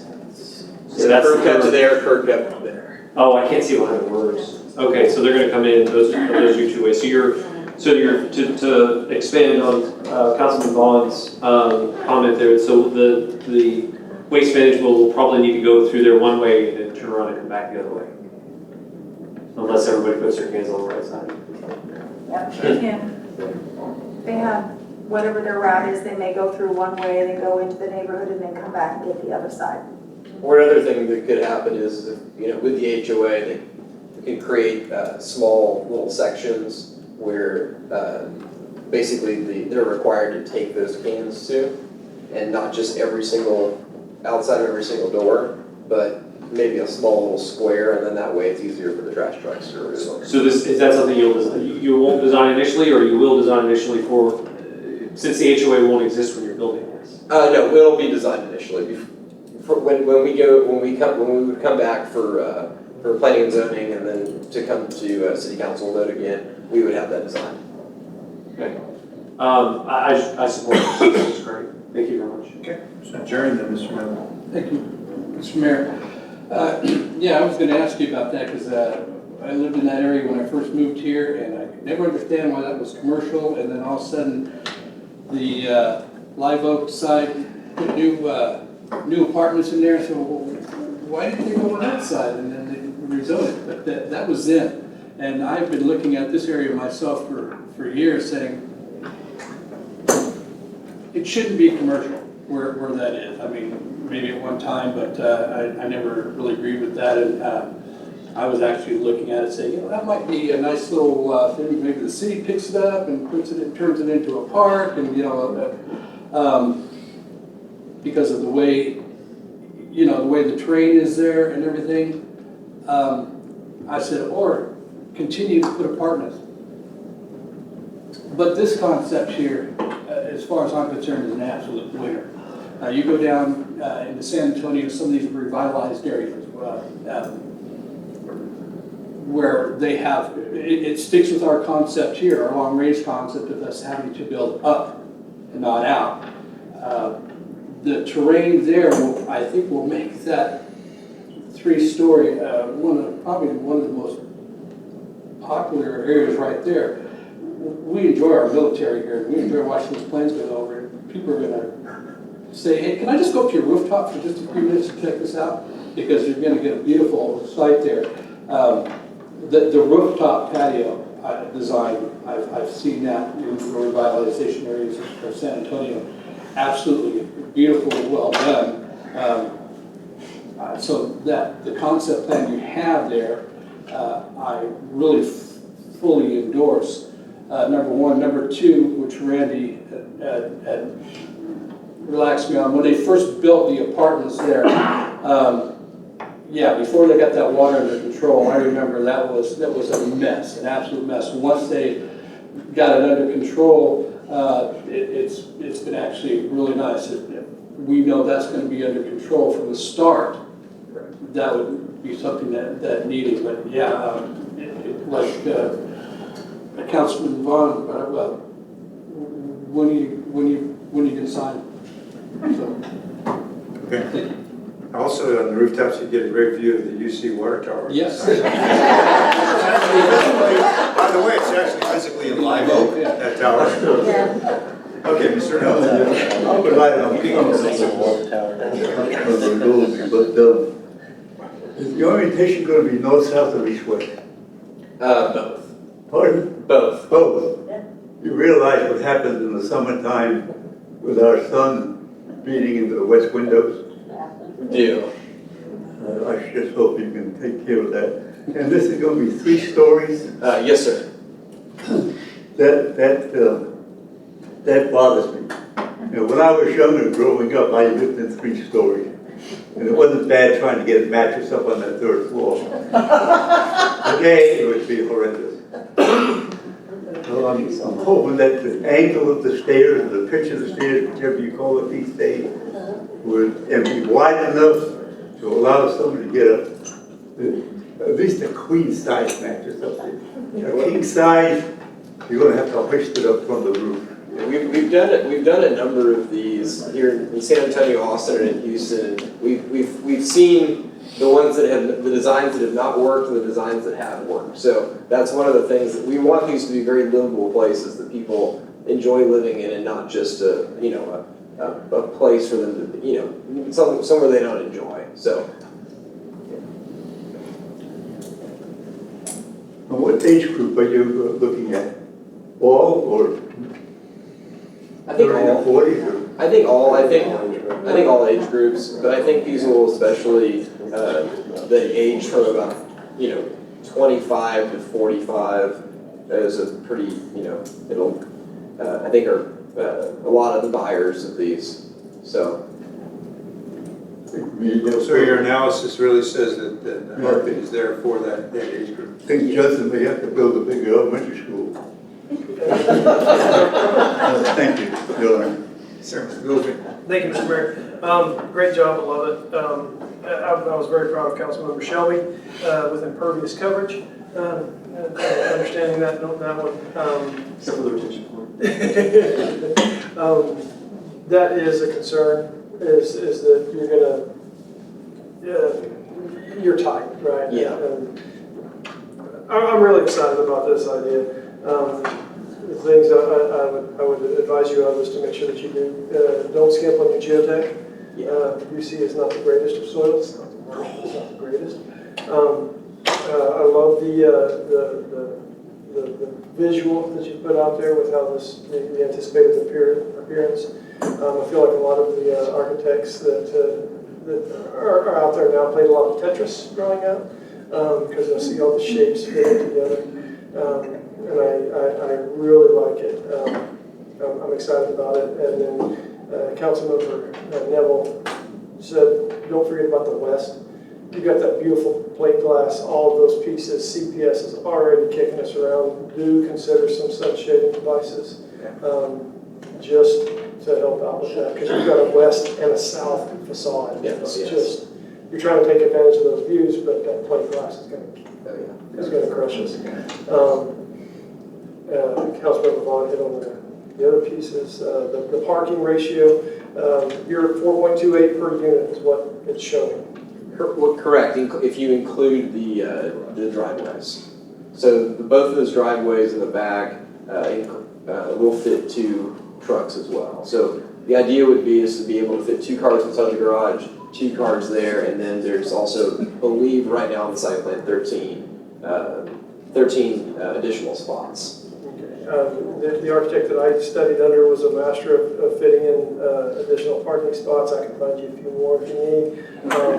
But the issue is that I live near an apartment that didn't have the greatest parking ratios. Please be aware of that there's not going to be working parking, loss of parking, loss of people, loss of interest, which really loses. No, we completely understand that because we do a pretty good amount of new apartment complexes, but we've also seen what happens when apartment complexes do not have adequate parking.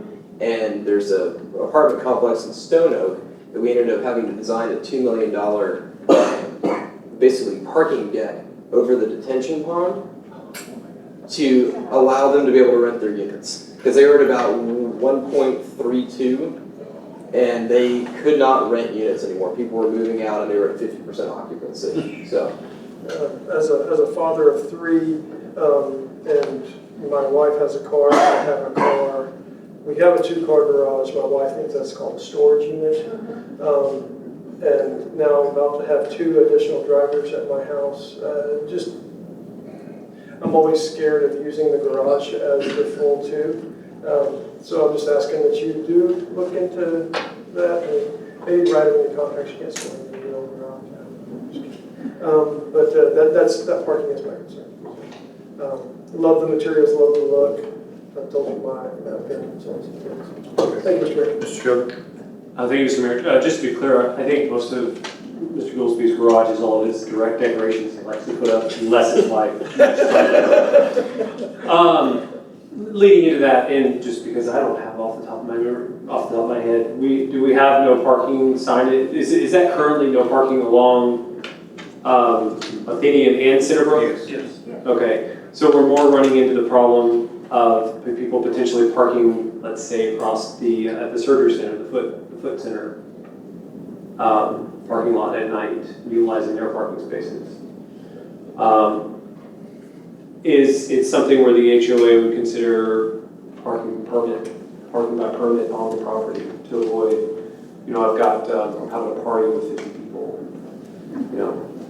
in this tiny little apartment for some reason. And I'll leave where I'm going with that in a minute. But people, so that way you don't have people burning your on premises parking with people that don't live there. So I don't know if that's a possibility. Oh, definitely possible. A lot of HOAs do that, and it works out very well. So I've seen neighborhoods downtown do that more often lately, where the entire streets say parking only by permit. But that leads me to the other thing. I'm assuming the HOA will also consider trying to avoid these becoming short-term rentals. yes, they would be. They would make sure that, yeah. This is not a, we're not trying to go for an Airbnb type situation. I know you're not. Yeah. But there's always people that love to go and buy these things and try to turn them into them. I'm just trying to think ahead because those are potentially, I'm not saying that everybody uses an Airbnb is going to cause problems, but I do know that some people who use Airbnbs can cause problems. So, okay, just want to make sure that was right. Thank you. All right, let's see, Mr. Buck. Our appliances going to be finished, furnished? Yes, sir. Where is the washer and dryer going to be? I believe, if I remember correctly. In the garage? On the first floor?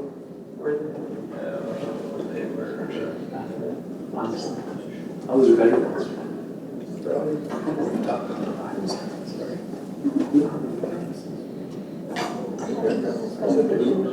Yeah, it's going to be right.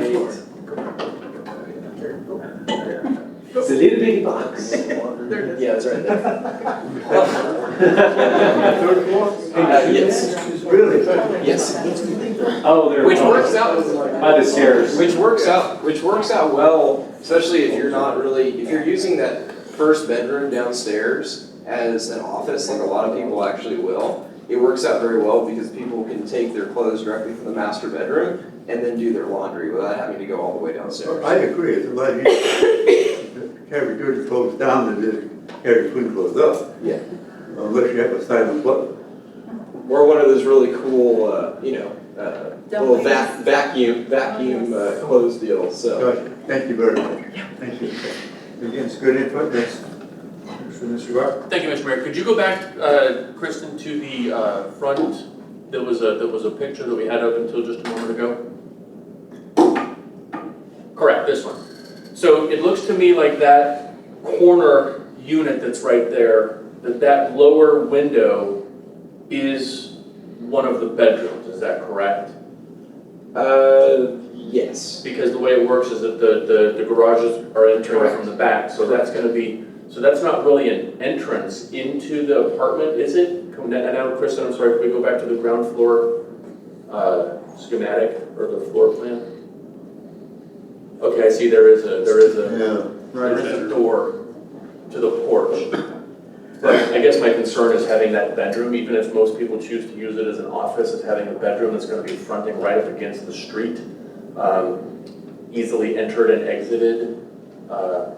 Not only by teenagers that are trying to sneak out in the evening, but also people that are trying to, but also potentially by people that are trying to get into the house to potentially do somebody some harm. So, and also like from that privacy aspect, not only them being able to potentially look into the across the street neighbors' houses, but also that privacy aspect of people right there on the street.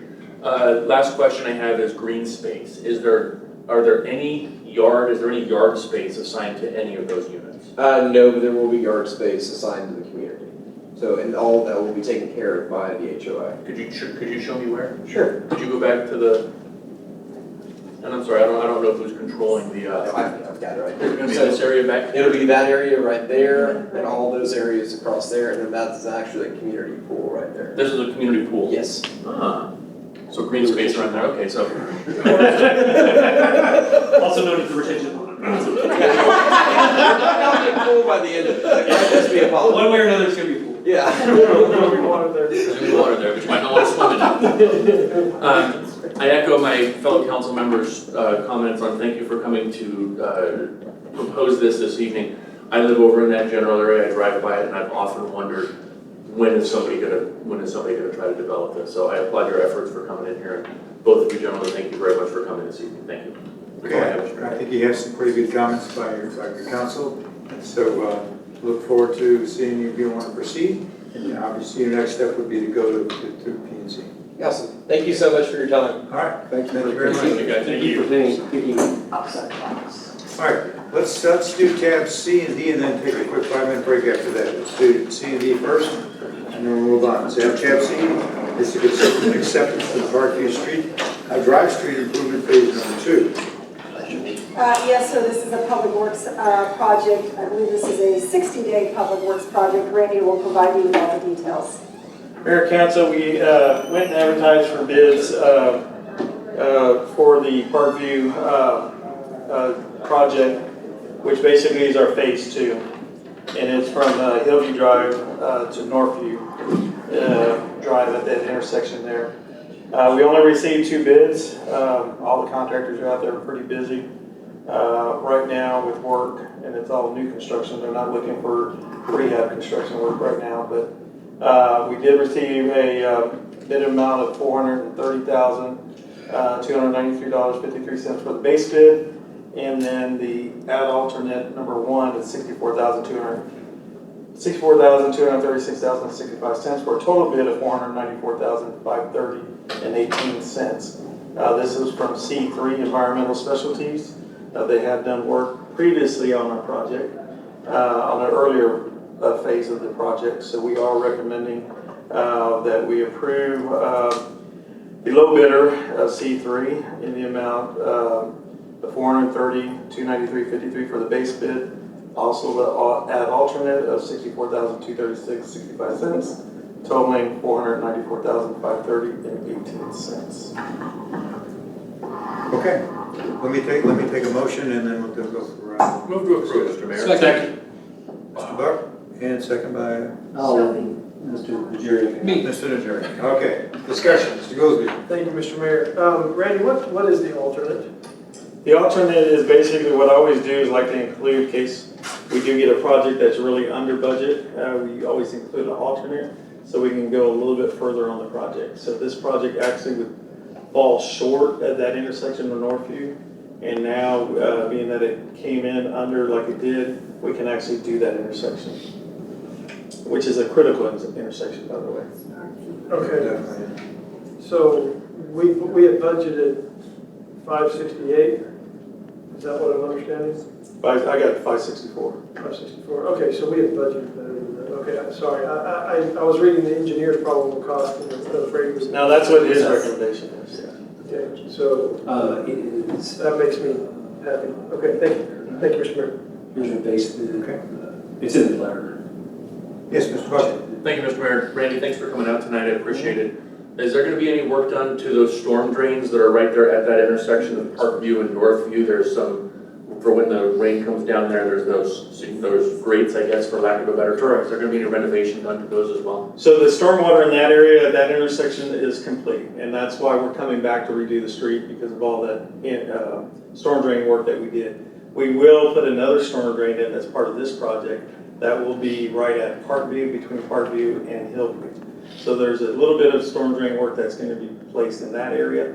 But they'll do that first, and then we'll repave everything that we've torn up over the past couple of years through there. Well, thank you. And is there going to be is there an anticipated phase 3 at some point in the to be determined future? I would like to say our storm drainage project for Parkview, it will be complete with this project.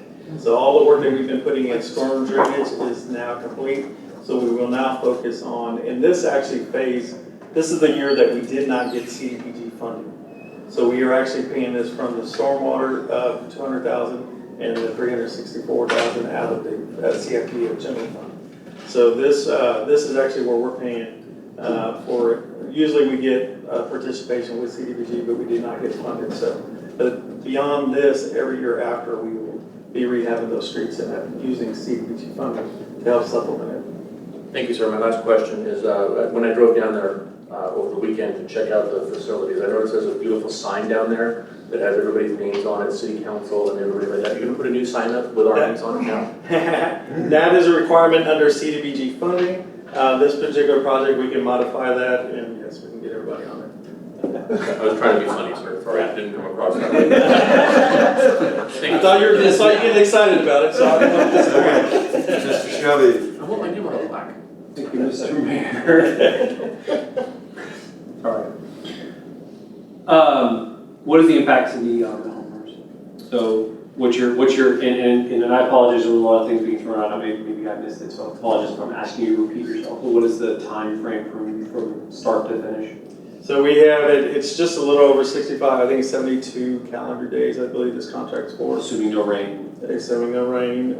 The impact, everybody is affected by one way or another because they only have 2 ways into that neighborhood. So basically anybody that's Hillview and to Flintstone towards Bird will go exit out that direction. Anybody that lives on Park Lane will exit out Northview. So there's a lot of coordination that goes on. And I tell you what, that last project that we had in that neighborhood, everybody was great to work with in there. Excellent. Is this a full reconstruction or is this just This is a full reconstruction. Is that going to include the curbs? Yes, basically it will match last year's phase that we did. The curb and gutter will be there with new asphalt. What about the driveway aprons? Yes, that's included all the driveway aprons, and then we will continue the sidewalk on, I would say it's the west side of Parkview would extend all the way up to North. And just because I know, I'm sorry, this is a sore subject, but when it comes to the strip between the sidewalk and the street, if there is one, but you'll be encroaching this if there's anybody who has sprinklers or mailboxes along there. So we work with every owner when it comes to if they have irrigation. The contractor will cut it back and then he'll reinstall when he's comes back to backfill the yards and dress them up. Okay, excellent. Thank you very much. Yes, Phil. Just had a question. So this is all going to be fiscal year 22, right? Yes. And we have this budgeted? Right. Okay. Anyway. Okay, we do have a motion and a second. Is there any other discussion? All right, Chris. Roll call, please. Councilmember Dept? Aye. Councilmember Najarian? Aye. Mayor Pro Tem Neville? Aye. Councilmember Goolsby? Aye. Councilmember Shelby? Aye. Councilmember Vaughan? Aye. Okay, and you promise this is going to be the last phase, right, man? Yes. That's what he said last phase. I've already, Bear County is ready. Exactly. Happy that we're not requesting more for Parkview. Okay, let's move on now to tab number D then. Consider bid acceptance for the Red Horse Park / disc golf parking lot improvements. Right? Yes, this is our other bid opening that we had the same day. This will be the first phase of probably about 4 phases within trying to redo the parking in the Red Horse Park area. So we advertised for bid. We actually did receive quite a few bids. We had 6 bids that we received. The low bid was received in the amount of $165,403.53 by Albright Construction of San Antonio. We are recommending that low bid of $165,403.53 to Albright. We do have a budget of $180,000 that is budgeted for this particular parking lot, which is, I don't know if it included the parking lot design. Okay. It is going to be in the area where the disc golf is parked. It is in your packet though. In that area is the first phase of that project. Okay, let me take a motion and then we'll go open for discussion. Move approval. Second. I heard Mr. Shelby, second Mr. Goolsby, and then discussion, Mr. Brown. I'm just curious in the bid tab. So there's some modifications where you're saying there's some errors on, I guess, how they did their bid. Correct. Are there any concerns that might be contested by other bidders? Because it was pretty close on some of the low bidders.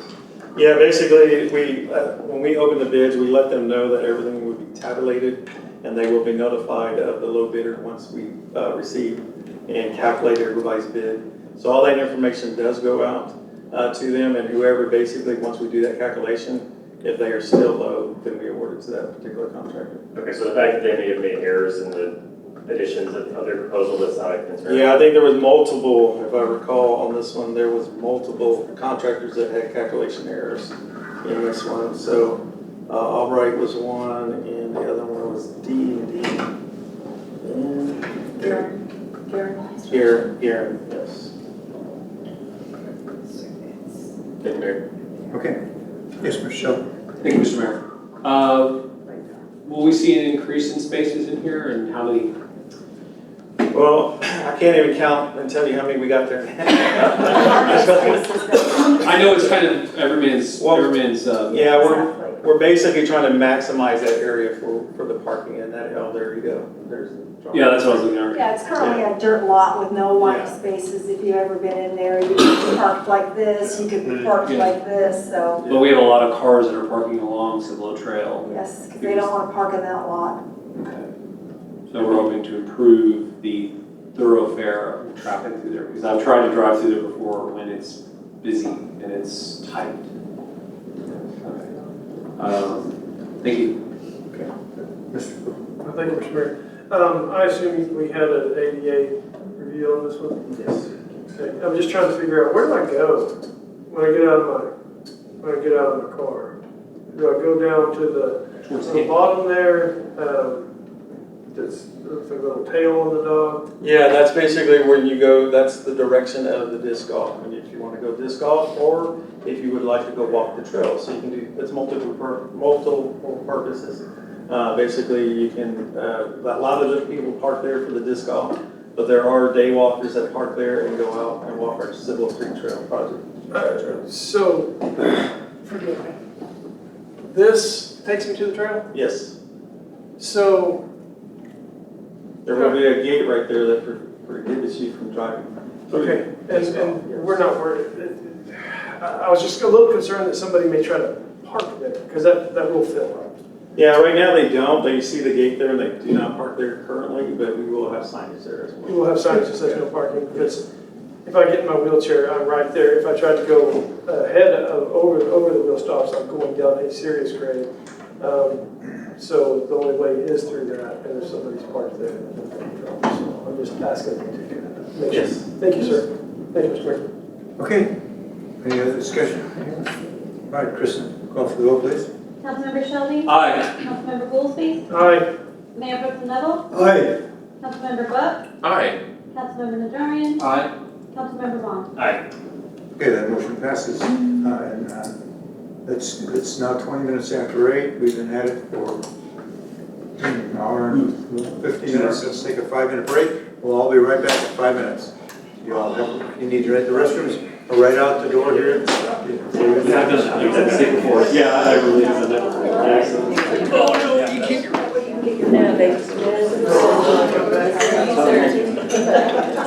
Yeah, for school trip. Yeah, so I'm in charge. We'll let her know. Username in vain when she gets back. You know, because I'm gonna send her a copy of the video. Okay, all right, let's go ahead and reconvene. It's 8:28, and we'll move on now to tab number E, which is discuss and consider resolution 889-C-2022. It's a resolution adopting revisions to the meeting room policy, adopting an active room policy and a study room policy, activity room policy, and study room policy for the municipal library of the city of Universal City, establishing legislative findings, providing an amendment and adoption, and setting an effective date. Sir? Thank you, Mayor. As you may have a little deja vu, yes, you did vote this, but there was a motion and a second made, and then there was some discussion, and then there was an amendment, and we really couldn't tell if you anybody made a second to the amendment. So we thought, what the heck? We'll just put all the discussion items in that you had talked about, whether it was going to happen today or in the future, and put it back to you for a reapproval today. So you have those in there, as you can see. Everything that was changed from your last discussion is in red. I do want to talk about Exhibit A, the paragraph. I did add in there the 72-hour advance notice may be waived in the event that an emergency is declared by the mayor, the county judge, or the Texas governor that requires the use of the meeting room. And the reason I did that is, you remember, we're getting ready to put generators in, and that's one of the areas that we think we can use as a warming center or a charging station for that side of town. And so there may be an instance when we may need to commandeer the room for those particular items. Other than that, standard quote. Move to approve. Second. I stole the last one from him. I stole the last one from him. Okay. Any discussion? Anyone else? Are we ready to roll? I assume that the library committee was okay with this. Ms. Pinter? I have no input, I'm just a volunteer. She's a volunteer. So yes, it was discussed with the library advisory committee. They understood the changes that you were made, and that, again, they are advisory in nature, so council has final approval. I think they're good with it. They seem good with those proposed changes we had a couple of weeks ago. So. Okay, yes, Mr. Najarian. And just specifically, how did they feel with the 10 o'clock? So we actually went back and looked at the room is locks electronically, etc. When they leave, and almost no one stays past 9 o'clock. So 10 o'clock, fine, it doesn't matter. The room's going to lock up automatically anyway when they walk out the door, whether it's at 9 o'clock, 9:30, or 10 o'clock. Okay. Any other discussion? Yes. My OCD is bugging me. Can on line number 7 on page 5 be moved on to page 4? And just say that page. Line number 7. On page 5. The lonely line by itself.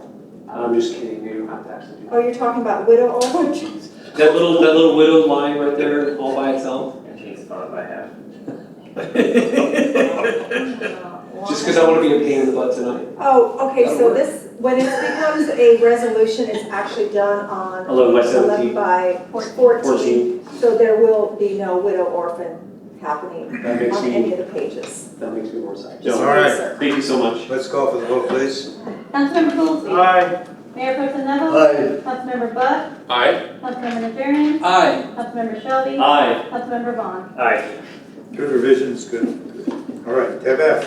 Discuss and to consider ordinance 149-M, S31-9-2022. It's a an ordinance amending ordinance 149, fee schedules for water, and amending ordinance 149-M-31-2021, and repealing all ordinances or parts of ordinances in conflict, and amending the Universal City Code of Ordinances accordingly.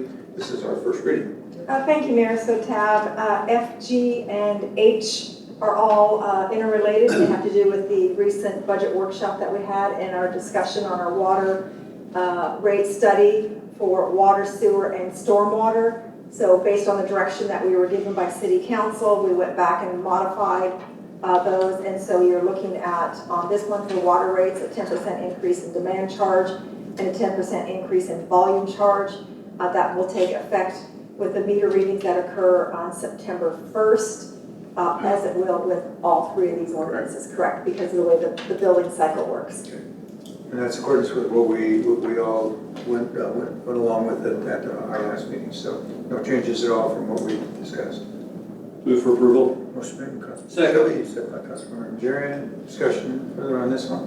Again, there's going to be three straight coming up here. So let's call for the vote then on this one, Chris.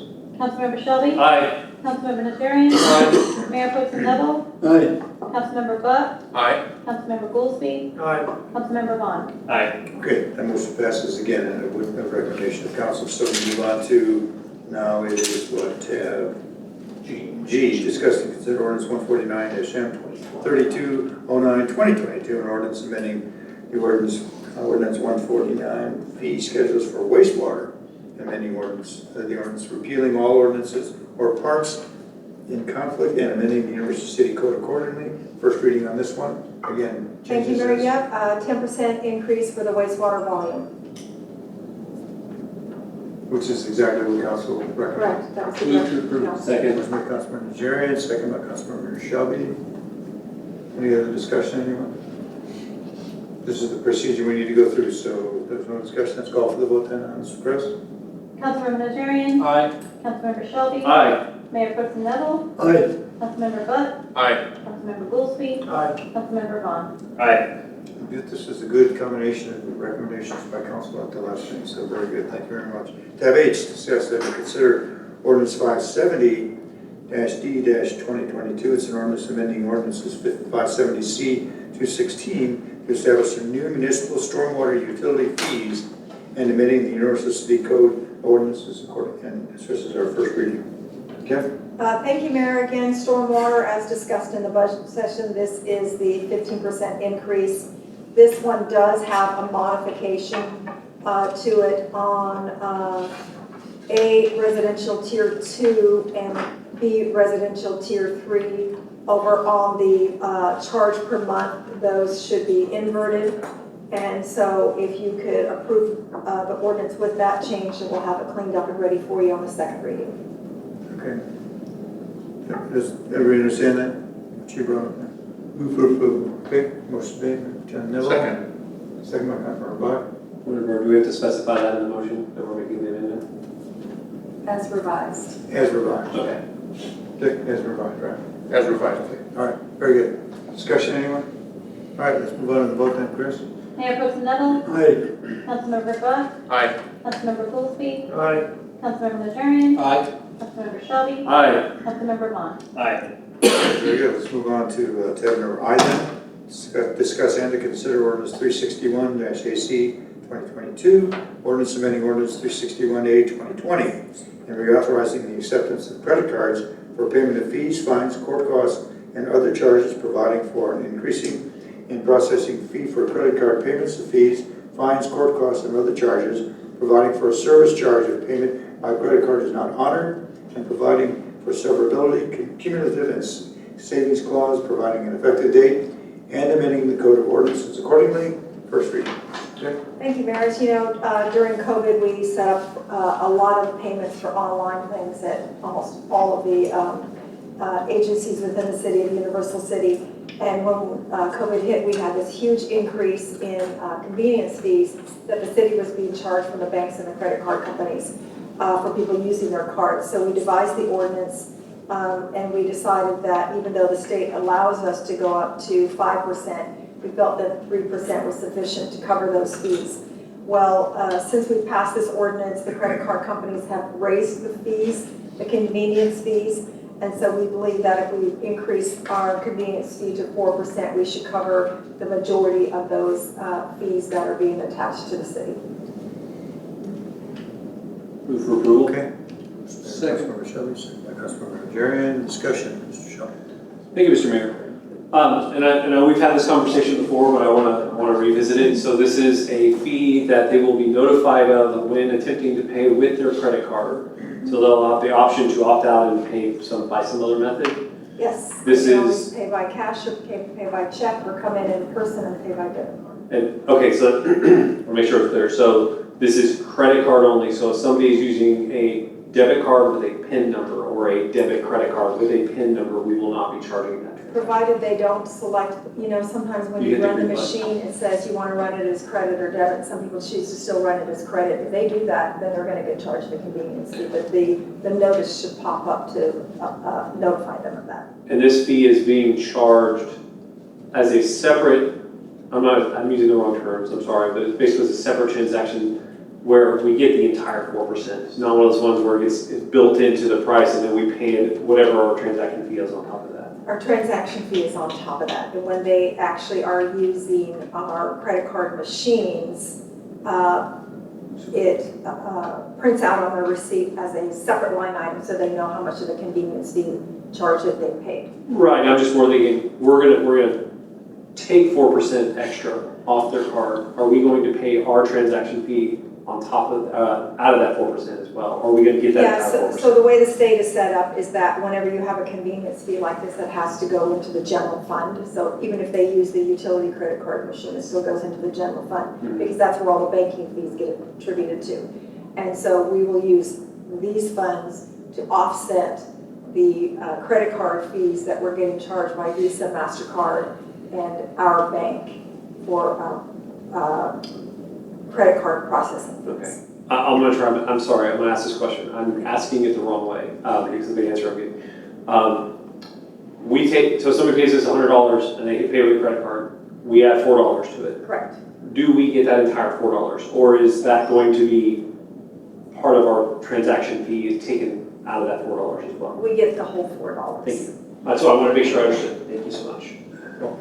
And just to iron this out, the card companies you're talking about, they're at 5%. We're talking about 4%. So we're not looking at making profit, anything, just getting most of our fees that we put out of the city back. So right. So each credit card company has a range of fees that they charge depending on whether you do a swipe, whether you do an insert, whether you do a manual. And so they have all of these range fees. What we do is we just look at them, we just take what is the average so that we come close to breaking even on the fees that are charged back to the city.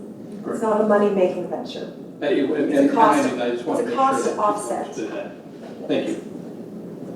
Yes, Mr. Buck. Thank you, Mr. Mayor. Ms. Turner, generally speaking, paying for credit cards is convenient for both parties, the payer and the recipient of the funds. What would be your estimate if you had to make one on how much manpower or time does the city save by automating this process? Like, for instance, instead of having to process everybody's check or process everybody's cash, does this credit card payment process, lighten the load for our court, for the utilities, and for water, et cetera? I wouldn't say it lightens the load, but it does add in a level of efficiency. In other words, it's automatic. You still have to, when we cash out at the end of the day, we still have to cash out all the credit card receipts separately and reconcile it. We checks, we run through an automatic machine anyway, so it already counts it, adds it up. We just count the number of checks and reconcile that amount. What these things, the machines do is make it more efficient. I know it wouldn't necessarily, I guess efficiency is a cost savings, but I don't know the man hours. Okay, I was just trying to figure out, did they finally find themselves leaving on time instead of working overtime hours or something when we implemented this? I bring this up because of the perception that, the potential perception from the consumers, from the residents, that who is it more convenient for? So I wanted to clear that up. Thank you. Thank you, Mr. Mayor. Anybody else? We have a motion and a second, correct? Yes. Okay, let's call for the vote then, please, Chris. Councilmember Shelby? Aye. Councilmember Najarian? Aye. Mayor Pro Tem Neville? Aye. Councilmember Bug? Aye. Councilmember Goolsby? Aye. Councilmember Vaughan? Aye.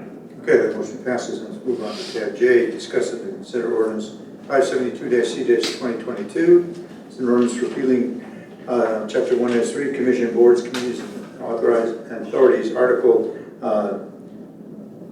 14, XIV, I think that's the Roman. Yes, right? 14. Golf Course and Conference Committee, and to amend the Universal City Code of Ordinances accordingly, and setting an effective date. This is the first reading. I'll go ahead and take this one, Kim, since I was at that meeting. The committee was formed years ago when the golf course was operated by a separate entity, a private entity, and it had a significant function. We were very, very active. In fact, I was on the very first golf committee that was appointed. And over the years, since the city took over management of it, I think the intention of the committee was still there, but the functionality of it didn't make a whole lot of sense anymore, because the city was monitoring it and rather than a committee it's being monitored by the city. So I went to their meeting last month, and they all agreed that the purpose, the intended original purpose, was no longer that necessary. So what they agreed to do is disband as a formal group and have other meetings and say when you're going to meet and follow all the procedures, that they would start functioning as volunteers, but in a non-official capacity, in something like, we have Parks Partners, our library, Friends of the Library, those groups that are volunteers that are not officially, so they're quasi, and so they agreed they would like to be able to do that, so occasionally they would like to get together as a group and come out and travel the golf course, look at the food and beverage work, and then make some comments back informally to the group, and that's pretty much how Parks Partners and the Friends of the Library operate as well. So I think that works out really well, and I came up with some ideas on a golf cart. Okay, I'm playing golf the other day. They could be called Par Partners. They could be called Birdie Buddies, Par Bar Buddies. Golf and the bar, okay, or Friends of the Fairways. Now that's not a name they're going to have to adopt, but that's something they could think about doing. So it takes away the formality of the group and makes it an informal, still participatory group, but on an as-needed basis. Thank you. In and they addition to report that, directly back to in city addition to manager. that, we've spoken with the staff. We used to have a program where we would swap golf courses for a day. So the golf pro from Gold Canyon and his staff that he could bring would come out and play Olympia Hills. They'd have to make notes of things that we can improve on, and things of that nature, and we would do the same thing for them. So I've asked them to start kind of consider doing that too, so we can bring in some outside expertise. And then I've also, in addition to with what the former members of the Golf Course and Conference Committee were wanting to do, we've discussed that, just a random invite by what do you call the members that have the annual pass to play? The pass to play members. A random selection of them and maybe just some other folks, and just give them a list of items that we would like them to look at on the course for that particular day, and they go out and golf and then they bring it back to us. So we get different perspectives, because everybody has a different perspective. And they're all in favor of that. They all want to still participate. And I will add, while I was going through the Muni Code and determining the information for the Golf Course and Conference Committee, I did come across, I think it was 6 other committees that have been adopted for the city as early as 1976. They have not been in action for 20 years or more. So in the near future, I will bring back to have all of those decommissioned as well, so that we can get our ordinances cleaned up. Okay. Yeah, this just repeals the official capacity. Correct. Move to approve. Okay. Second. Neville, second by Councilmember Shelby. Discussion? Yes, Paul. A real quick comment. Things have changed, but I like that you're getting together for that, because to lose them totally would be would not be real good. And to have them on in this capacity that they are is fantastic news. Right. No, they're willing and eager to participate, but they realize that their role has been diminished over the years, and that we don't have to have an official capacity. Okay. Motion made second. Any other discussion? All right, Kristen. Mayor Pro Tem Neville, Aye. Councilmember Shelby, Aye. Councilmember Buck, Aye. Councilmember Goolsby, Aye. Councilmember Najarian, Aye. Councilmember Vaughan. Aye. Okay, that moves us on. I'm gonna switch tab M and tab L. We'll do M first, and then we'll move on to tab L. And tab M is discuss and to consider the 2022-2024 UCEDC board appointments. Thank you, Mayor. First, and there's a method for the madness on this, you'll see. Thank you, Mayor. As you know, the Economic Development Corporation has 2-year terms, and like other boards and commissions, they do have unlimited terms. And so every 2 years, they do meet and they either appoint or reappoint incumbents or add new members if they have vacancies.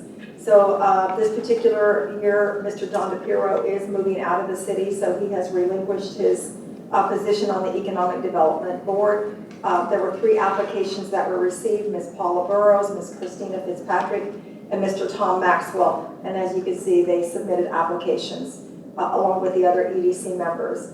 So after consideration and deliberation, the UCEDC voted to reappoint 6 members, that is everyone except Mr. DePiro, and to appoint Ms. Christina Fitzpatrick to serve the 22 to 2024 term at their July meeting. And if they are approved, then they will do their board appointments in their first meeting in August. It does require council action. Move for approval. Second. Councilmember Shelby, second by Councilmember Najarian. Discussion, anyone? 3 excellent candidates. And this is the recommendation then of the EDC to appoint Ms. Christina Fitzpatrick as a member of the EDC. Yes, excuse me. I just want to let everybody know that she did show up at our EDC. She did speak. We were really excited about her and what she had to say. And it was great to have her. We haven't decided which end we're going to put her at first. Maybe the military. You guys make that decision at a later date. For sure. All right, so that's the recommendation. The EDC, there's a motion and a second. Any further discussion by anybody on this? All right, let's go for that vote, please, Chris. Councilmember Shelby, Aye. Councilmember Najarian, Aye. Mayor Pro Tem Neville, Aye. Councilmember Buck, Aye. Councilmember Goolsby, Aye. Councilmember Vaughan. Aye. Motion passes. Congratulations, Christina. And the reason that I did switch these around is she's a current member of our P&Z, so that'll open up a vacancy on the Planning and Zoning Commission. So let's move on then now to tab number L, which is to discuss and to consider the appointments to the city's boards and commissions. You've had it mailed out to you. We have lots of applications at this particular time, and I can say it's a little bit of the tried and true and the old and the new, and a combination of where people live and their volunteer efforts. So we have, these are my recommendations to you, council, for our various boards and commissions, and I do have a backup for each one of these in case an individual does not make it. So if you look at the Planning and Zoning Commission, with Ms. Fitzpatrick now going on to EDC, that opens up a vacancy, and Ms. Mary Andrews was the backup on that, so she would be included then as the permanent member of the P&Z. Okay. And then I had not yet looked at a backup because this just happened as the vote came today. So any comments? Or let's go ahead and comment before the vote then, if you want. Pardon? Motion first. Yeah, let's take the motion and then we'll go from there. Move for approval. Okay.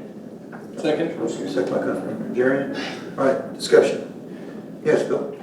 It's kind of hard to gauge because there's not a lot on the applications. And just some feedback from the city. I wonder if we could add a question like, why do you want to be on this board? There's a question I think about why you would be good, but not necessarily like what do you want to do or what do you like about it.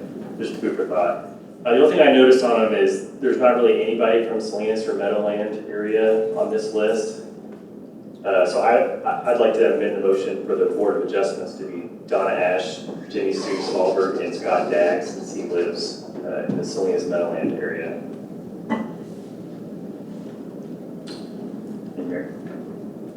Okay.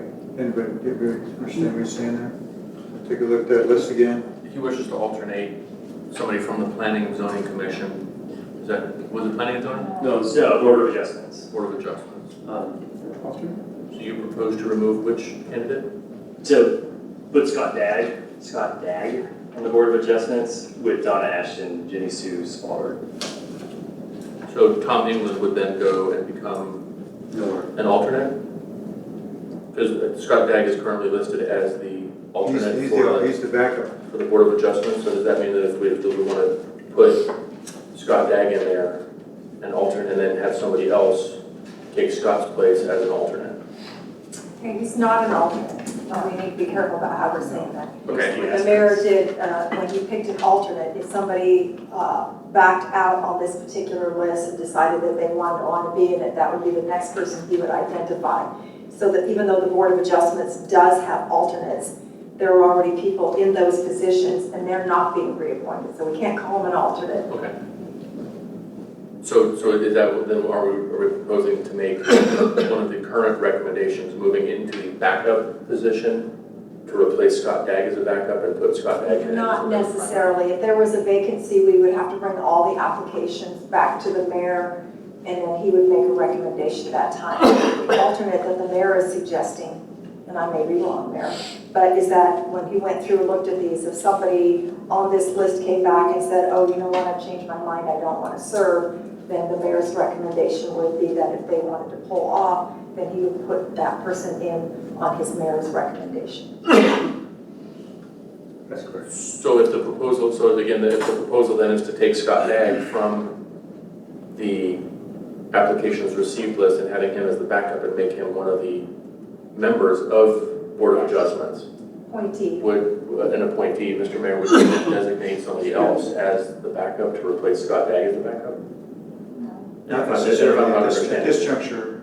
We're not appointing backups, we're just making appointments. If there is Yeah, the backup is just my recommendation in case someone who was appointed and asked, was given the opportunity, would want to back down, and then that, so I would say, that's why I would say Scott Dagg would be my nominee then, if Miss Ash England or Jimmy Sue did not follow through. Yes.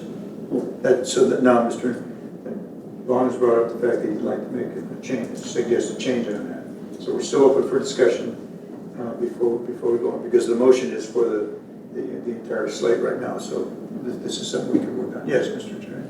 Yes, get this straight. So if we moved Scott Dagg on, that would take Thomas England off? Is that correct? Okay. I'm going to keep my motion where I was. Okay, Mr. Shelby. Thank you, Mr. Mayor. So just to be clear, the only way that this changes is if I amend my motion. Is that correct? No, who made the original? I did. No, it's so much trouble. So you made the motion and who seconded it? I did. Paul did. So Okay. yes, you would have to Amend my motion. your motion. Okay. I do want to speak to Mr. England being recommended for that board. Mr. England has served on that board for many years in the past and has an established experience handling the types of cases that come in front of that board. I believe Mr. Dagg has spent more time on planning and zoning in the No, past. Mr. Dagg has been on both Board of Adjustments and he turned out and then he went to planning and zoning. Okay. So he has served on both boards as well. Okay. So we've got equal experience? Time-wise, does anybody know? Time-wise? Time-wise, he The only probably major has difference more is- experience than Mr. England because Mr. England moved to a city council member. Well, right, but I mean, I'm just talking generally on that particular board. Okay. I'm going to leave my motion the way it is. Okay. So far we've got that motion, but there's still the discussion open. Anyone So the else? discussion Okay. is- Yes, Mr. Booth. I've got a quick question for you. There was a Dr. Urias, I can't say, but Uriagas? Uriagas, because when I'm looking at this and I'm going through them, and I'm guilty of it too, I promise I've done it, is do you have any special training? Yeah, because I've done this for 6 years. That's my special training. I'm an architect, that's my special training. I really want us to have to put more into that. because I sit here and I look at that, and Dr. Uriaga says, I've been doing all these other things, I want to be involved in the city. I don't know Dr. Uriaga at all, and I'm just, so I just look and I feel like I don't have enough information to say, hey, this is great, this person, would fit better there. I would really like to have a little bit more, information from the people. And again, I'm guilty of it. I sit on the EDC. Why should what special qualifications? So, Mr. Goolsby? Yes. Would you maybe be amenable for us taking some of the questions from the Economic Development Board's application and transferring some of them over to the other boards and commissions? And then because these are all, most of them are filled out online, not let them submit their application until all questions are completed? Yes. Or have an answer, even if they put NA, but then you know that they're not going to give you any information. Yeah, I would love that if you. And I'm looking at Kristen, and I believe that can be done, yes. All right, this is probably one of the very few things that the mayor gets to do, to recommend the board. Blatantly honest with you, it's one of the very few things that I do get to do. President gets to make appointments, right? Mayor gets to make recommendations.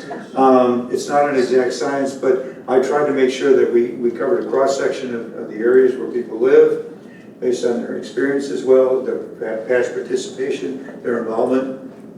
And this is my best judgment that I believe is going to work best for our city at this particular time. So that's why I made these recommendations to you. You do have the final approval authority.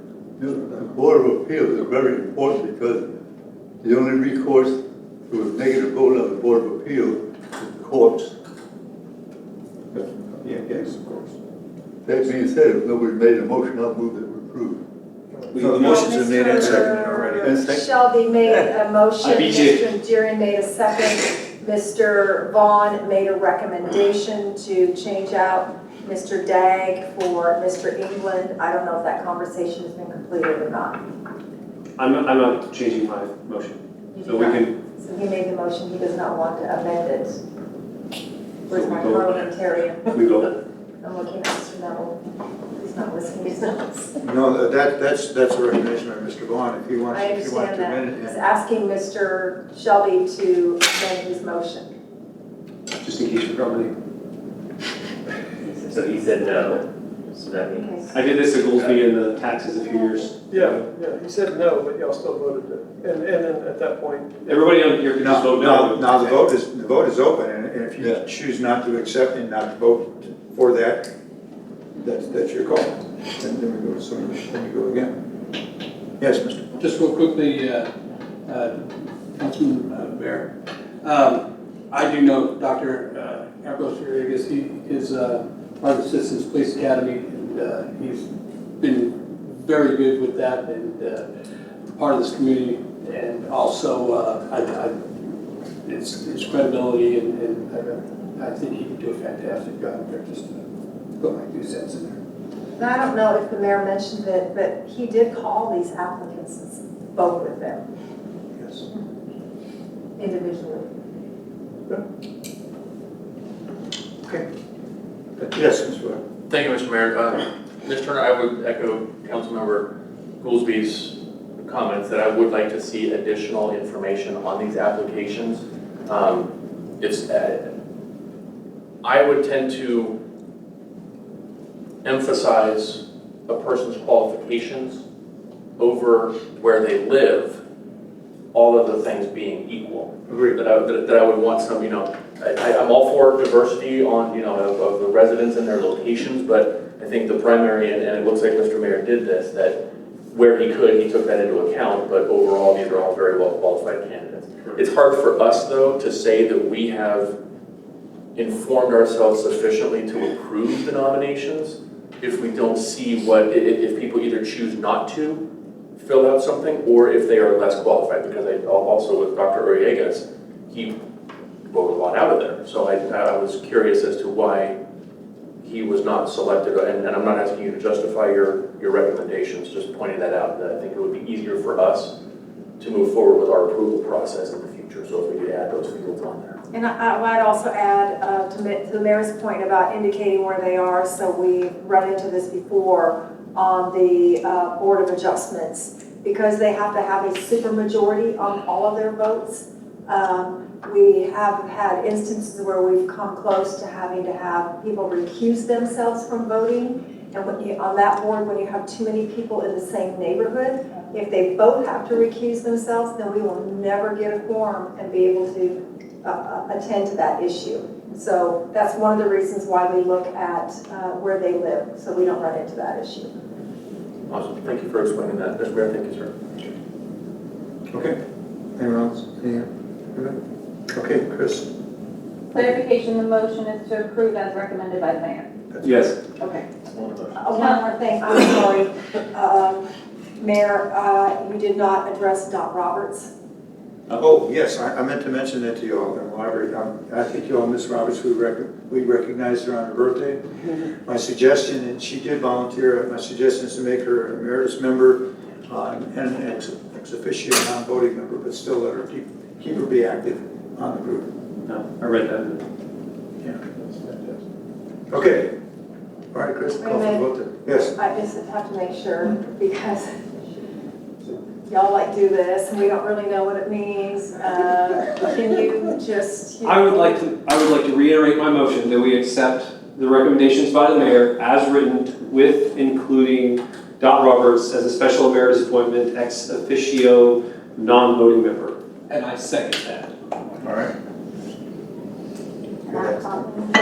Motion then? Yes, the amended motion, second amended motion. So let's call for the vote then, please, Chris. Councilmember Shelby. Aye. Councilmember Najarian. Aye. Mayor Pro Tem Neville. Aye. Councilmember Buck. Aye. Councilmember Goolsby. Aye. Councilmember Vaughan. Aye. And I agree with you. If we can get more information about, that's why I called them, talked to them and said, hey, you know, I got your application, but there's not a whole lot of substance in the application. Tell me a little bit more about yourself. And that's where I came to the conclusion of some of these members as well. So thank you very much for your support, everybody. All right, next item is a no tab. We're going to go into a closed session pursuant to Texas Government Code, section 551-072, regarding the purchase and value of real property, if deliberation in open session would have a detrimental effect on the position of the corporation in negotiations with a third party, and for attorney consultation pursuant to section 551-071, parentheses 2, regarding the property located at 302 Pat Booker Road. So we'll go ahead and close session now at 9:04, and we'll reconvene after that session. So bear with us.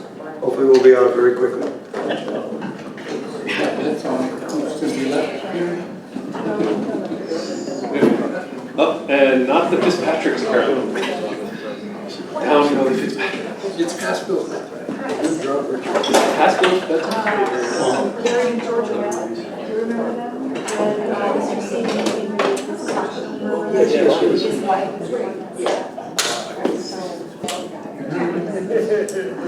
No, she was talking about somebody that's spent an hour.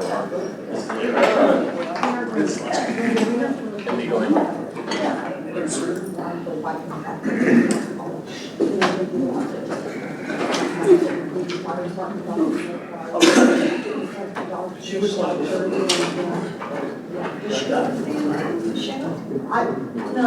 I'm reading.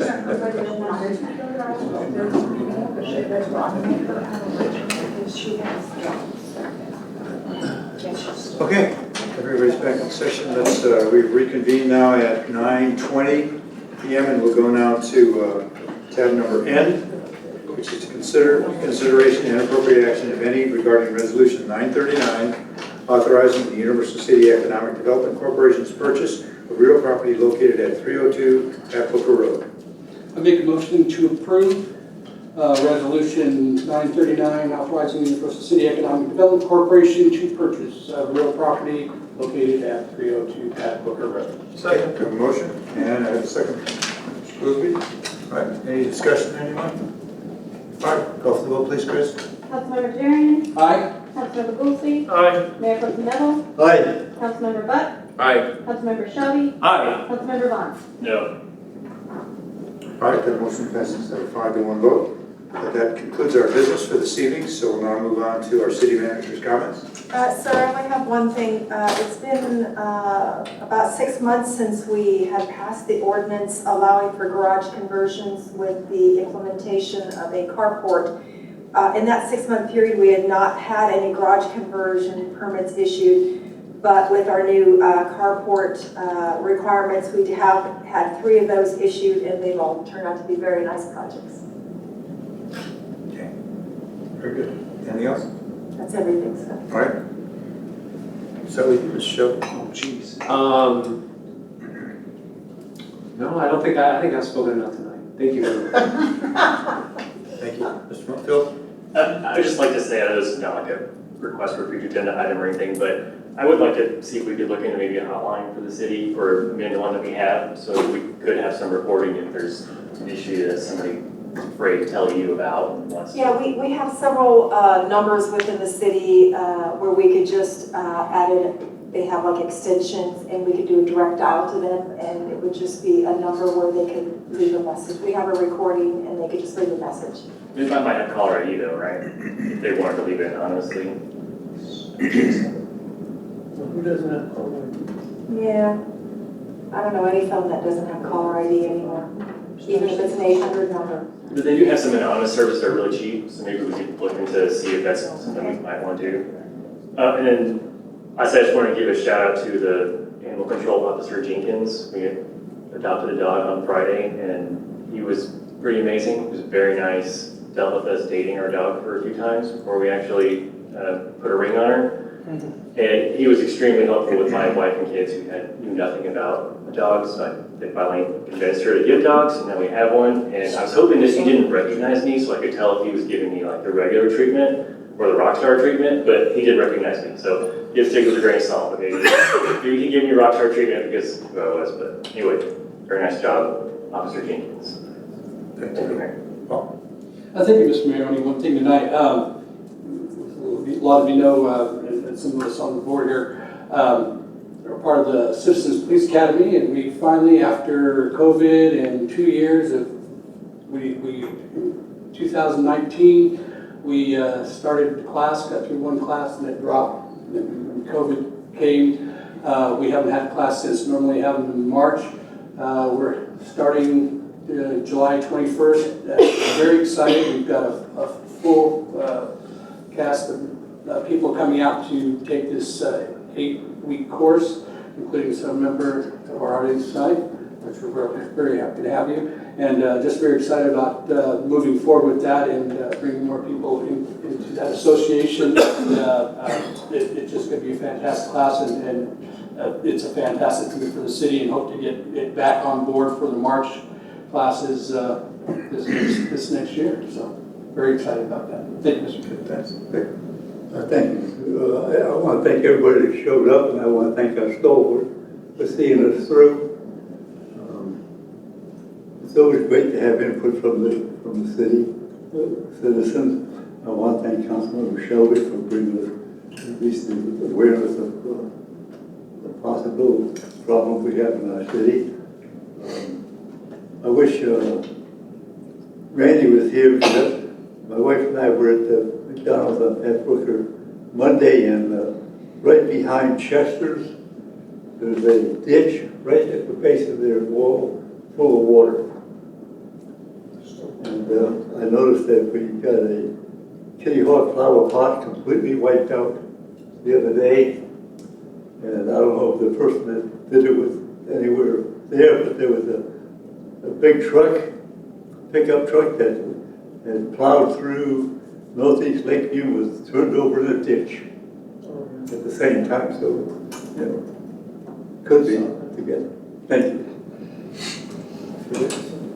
Thank you, Mr. Mayor. I'd like to echo your comments from the opening of the meeting this evening. Thank you to Randy and his staff for helping out the city of Kirby for getting their water back online. I agree that shows a good working relationship that Universal City has with our sister and brother sisters around the community, and also to the police for their support to the other communities around the area. Family Fun Night is coming up on Saturday, city-sponsored event. Thank you to Regina and her staff for putting all that together. Very much looking forward to the event, to the affair. Tickets are available on the UC City website for $15 per person. Come one, come all. It is a show for all ages. Normally I present some historical facts, but we've been here for too long already. I will skip over it for tonight. Mr. Mayor, thank you. That's all I have. I appreciate your historical facts that they're thank you. Yeah. Thank you, Mr. Mayor. Again, kudos to Randy and the Public Works for what they did with Kirby. That was fantastic. They'll never get the recognition that they deserve, but they really were rock stars on that one. I want to say thanks to the council for how they held all the questions tonight on some topics that were going to be very touchy, and I thought that there were a lot of good questions asked.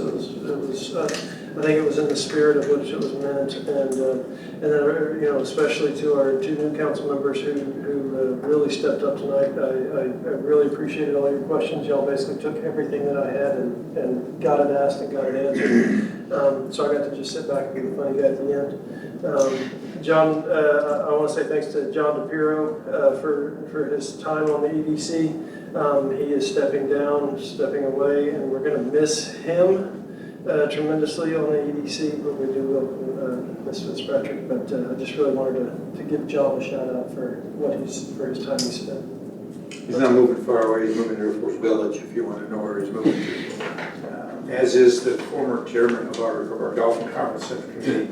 Bob is also moving. Bob Arner is also moving to the ARC, the Army Residence Community down the road, which is actually in Bear County. It's not in Congress. It's in County. So, anyway, I just want to thank you all. I'm just very impressed with this council and the way you handle yourselves, and I'm proud to serve with you. And because it is late this evening, I'll save some of my comments for our next meeting. So thank you very much, everyone. It is now 9:30. Meeting is adjourned.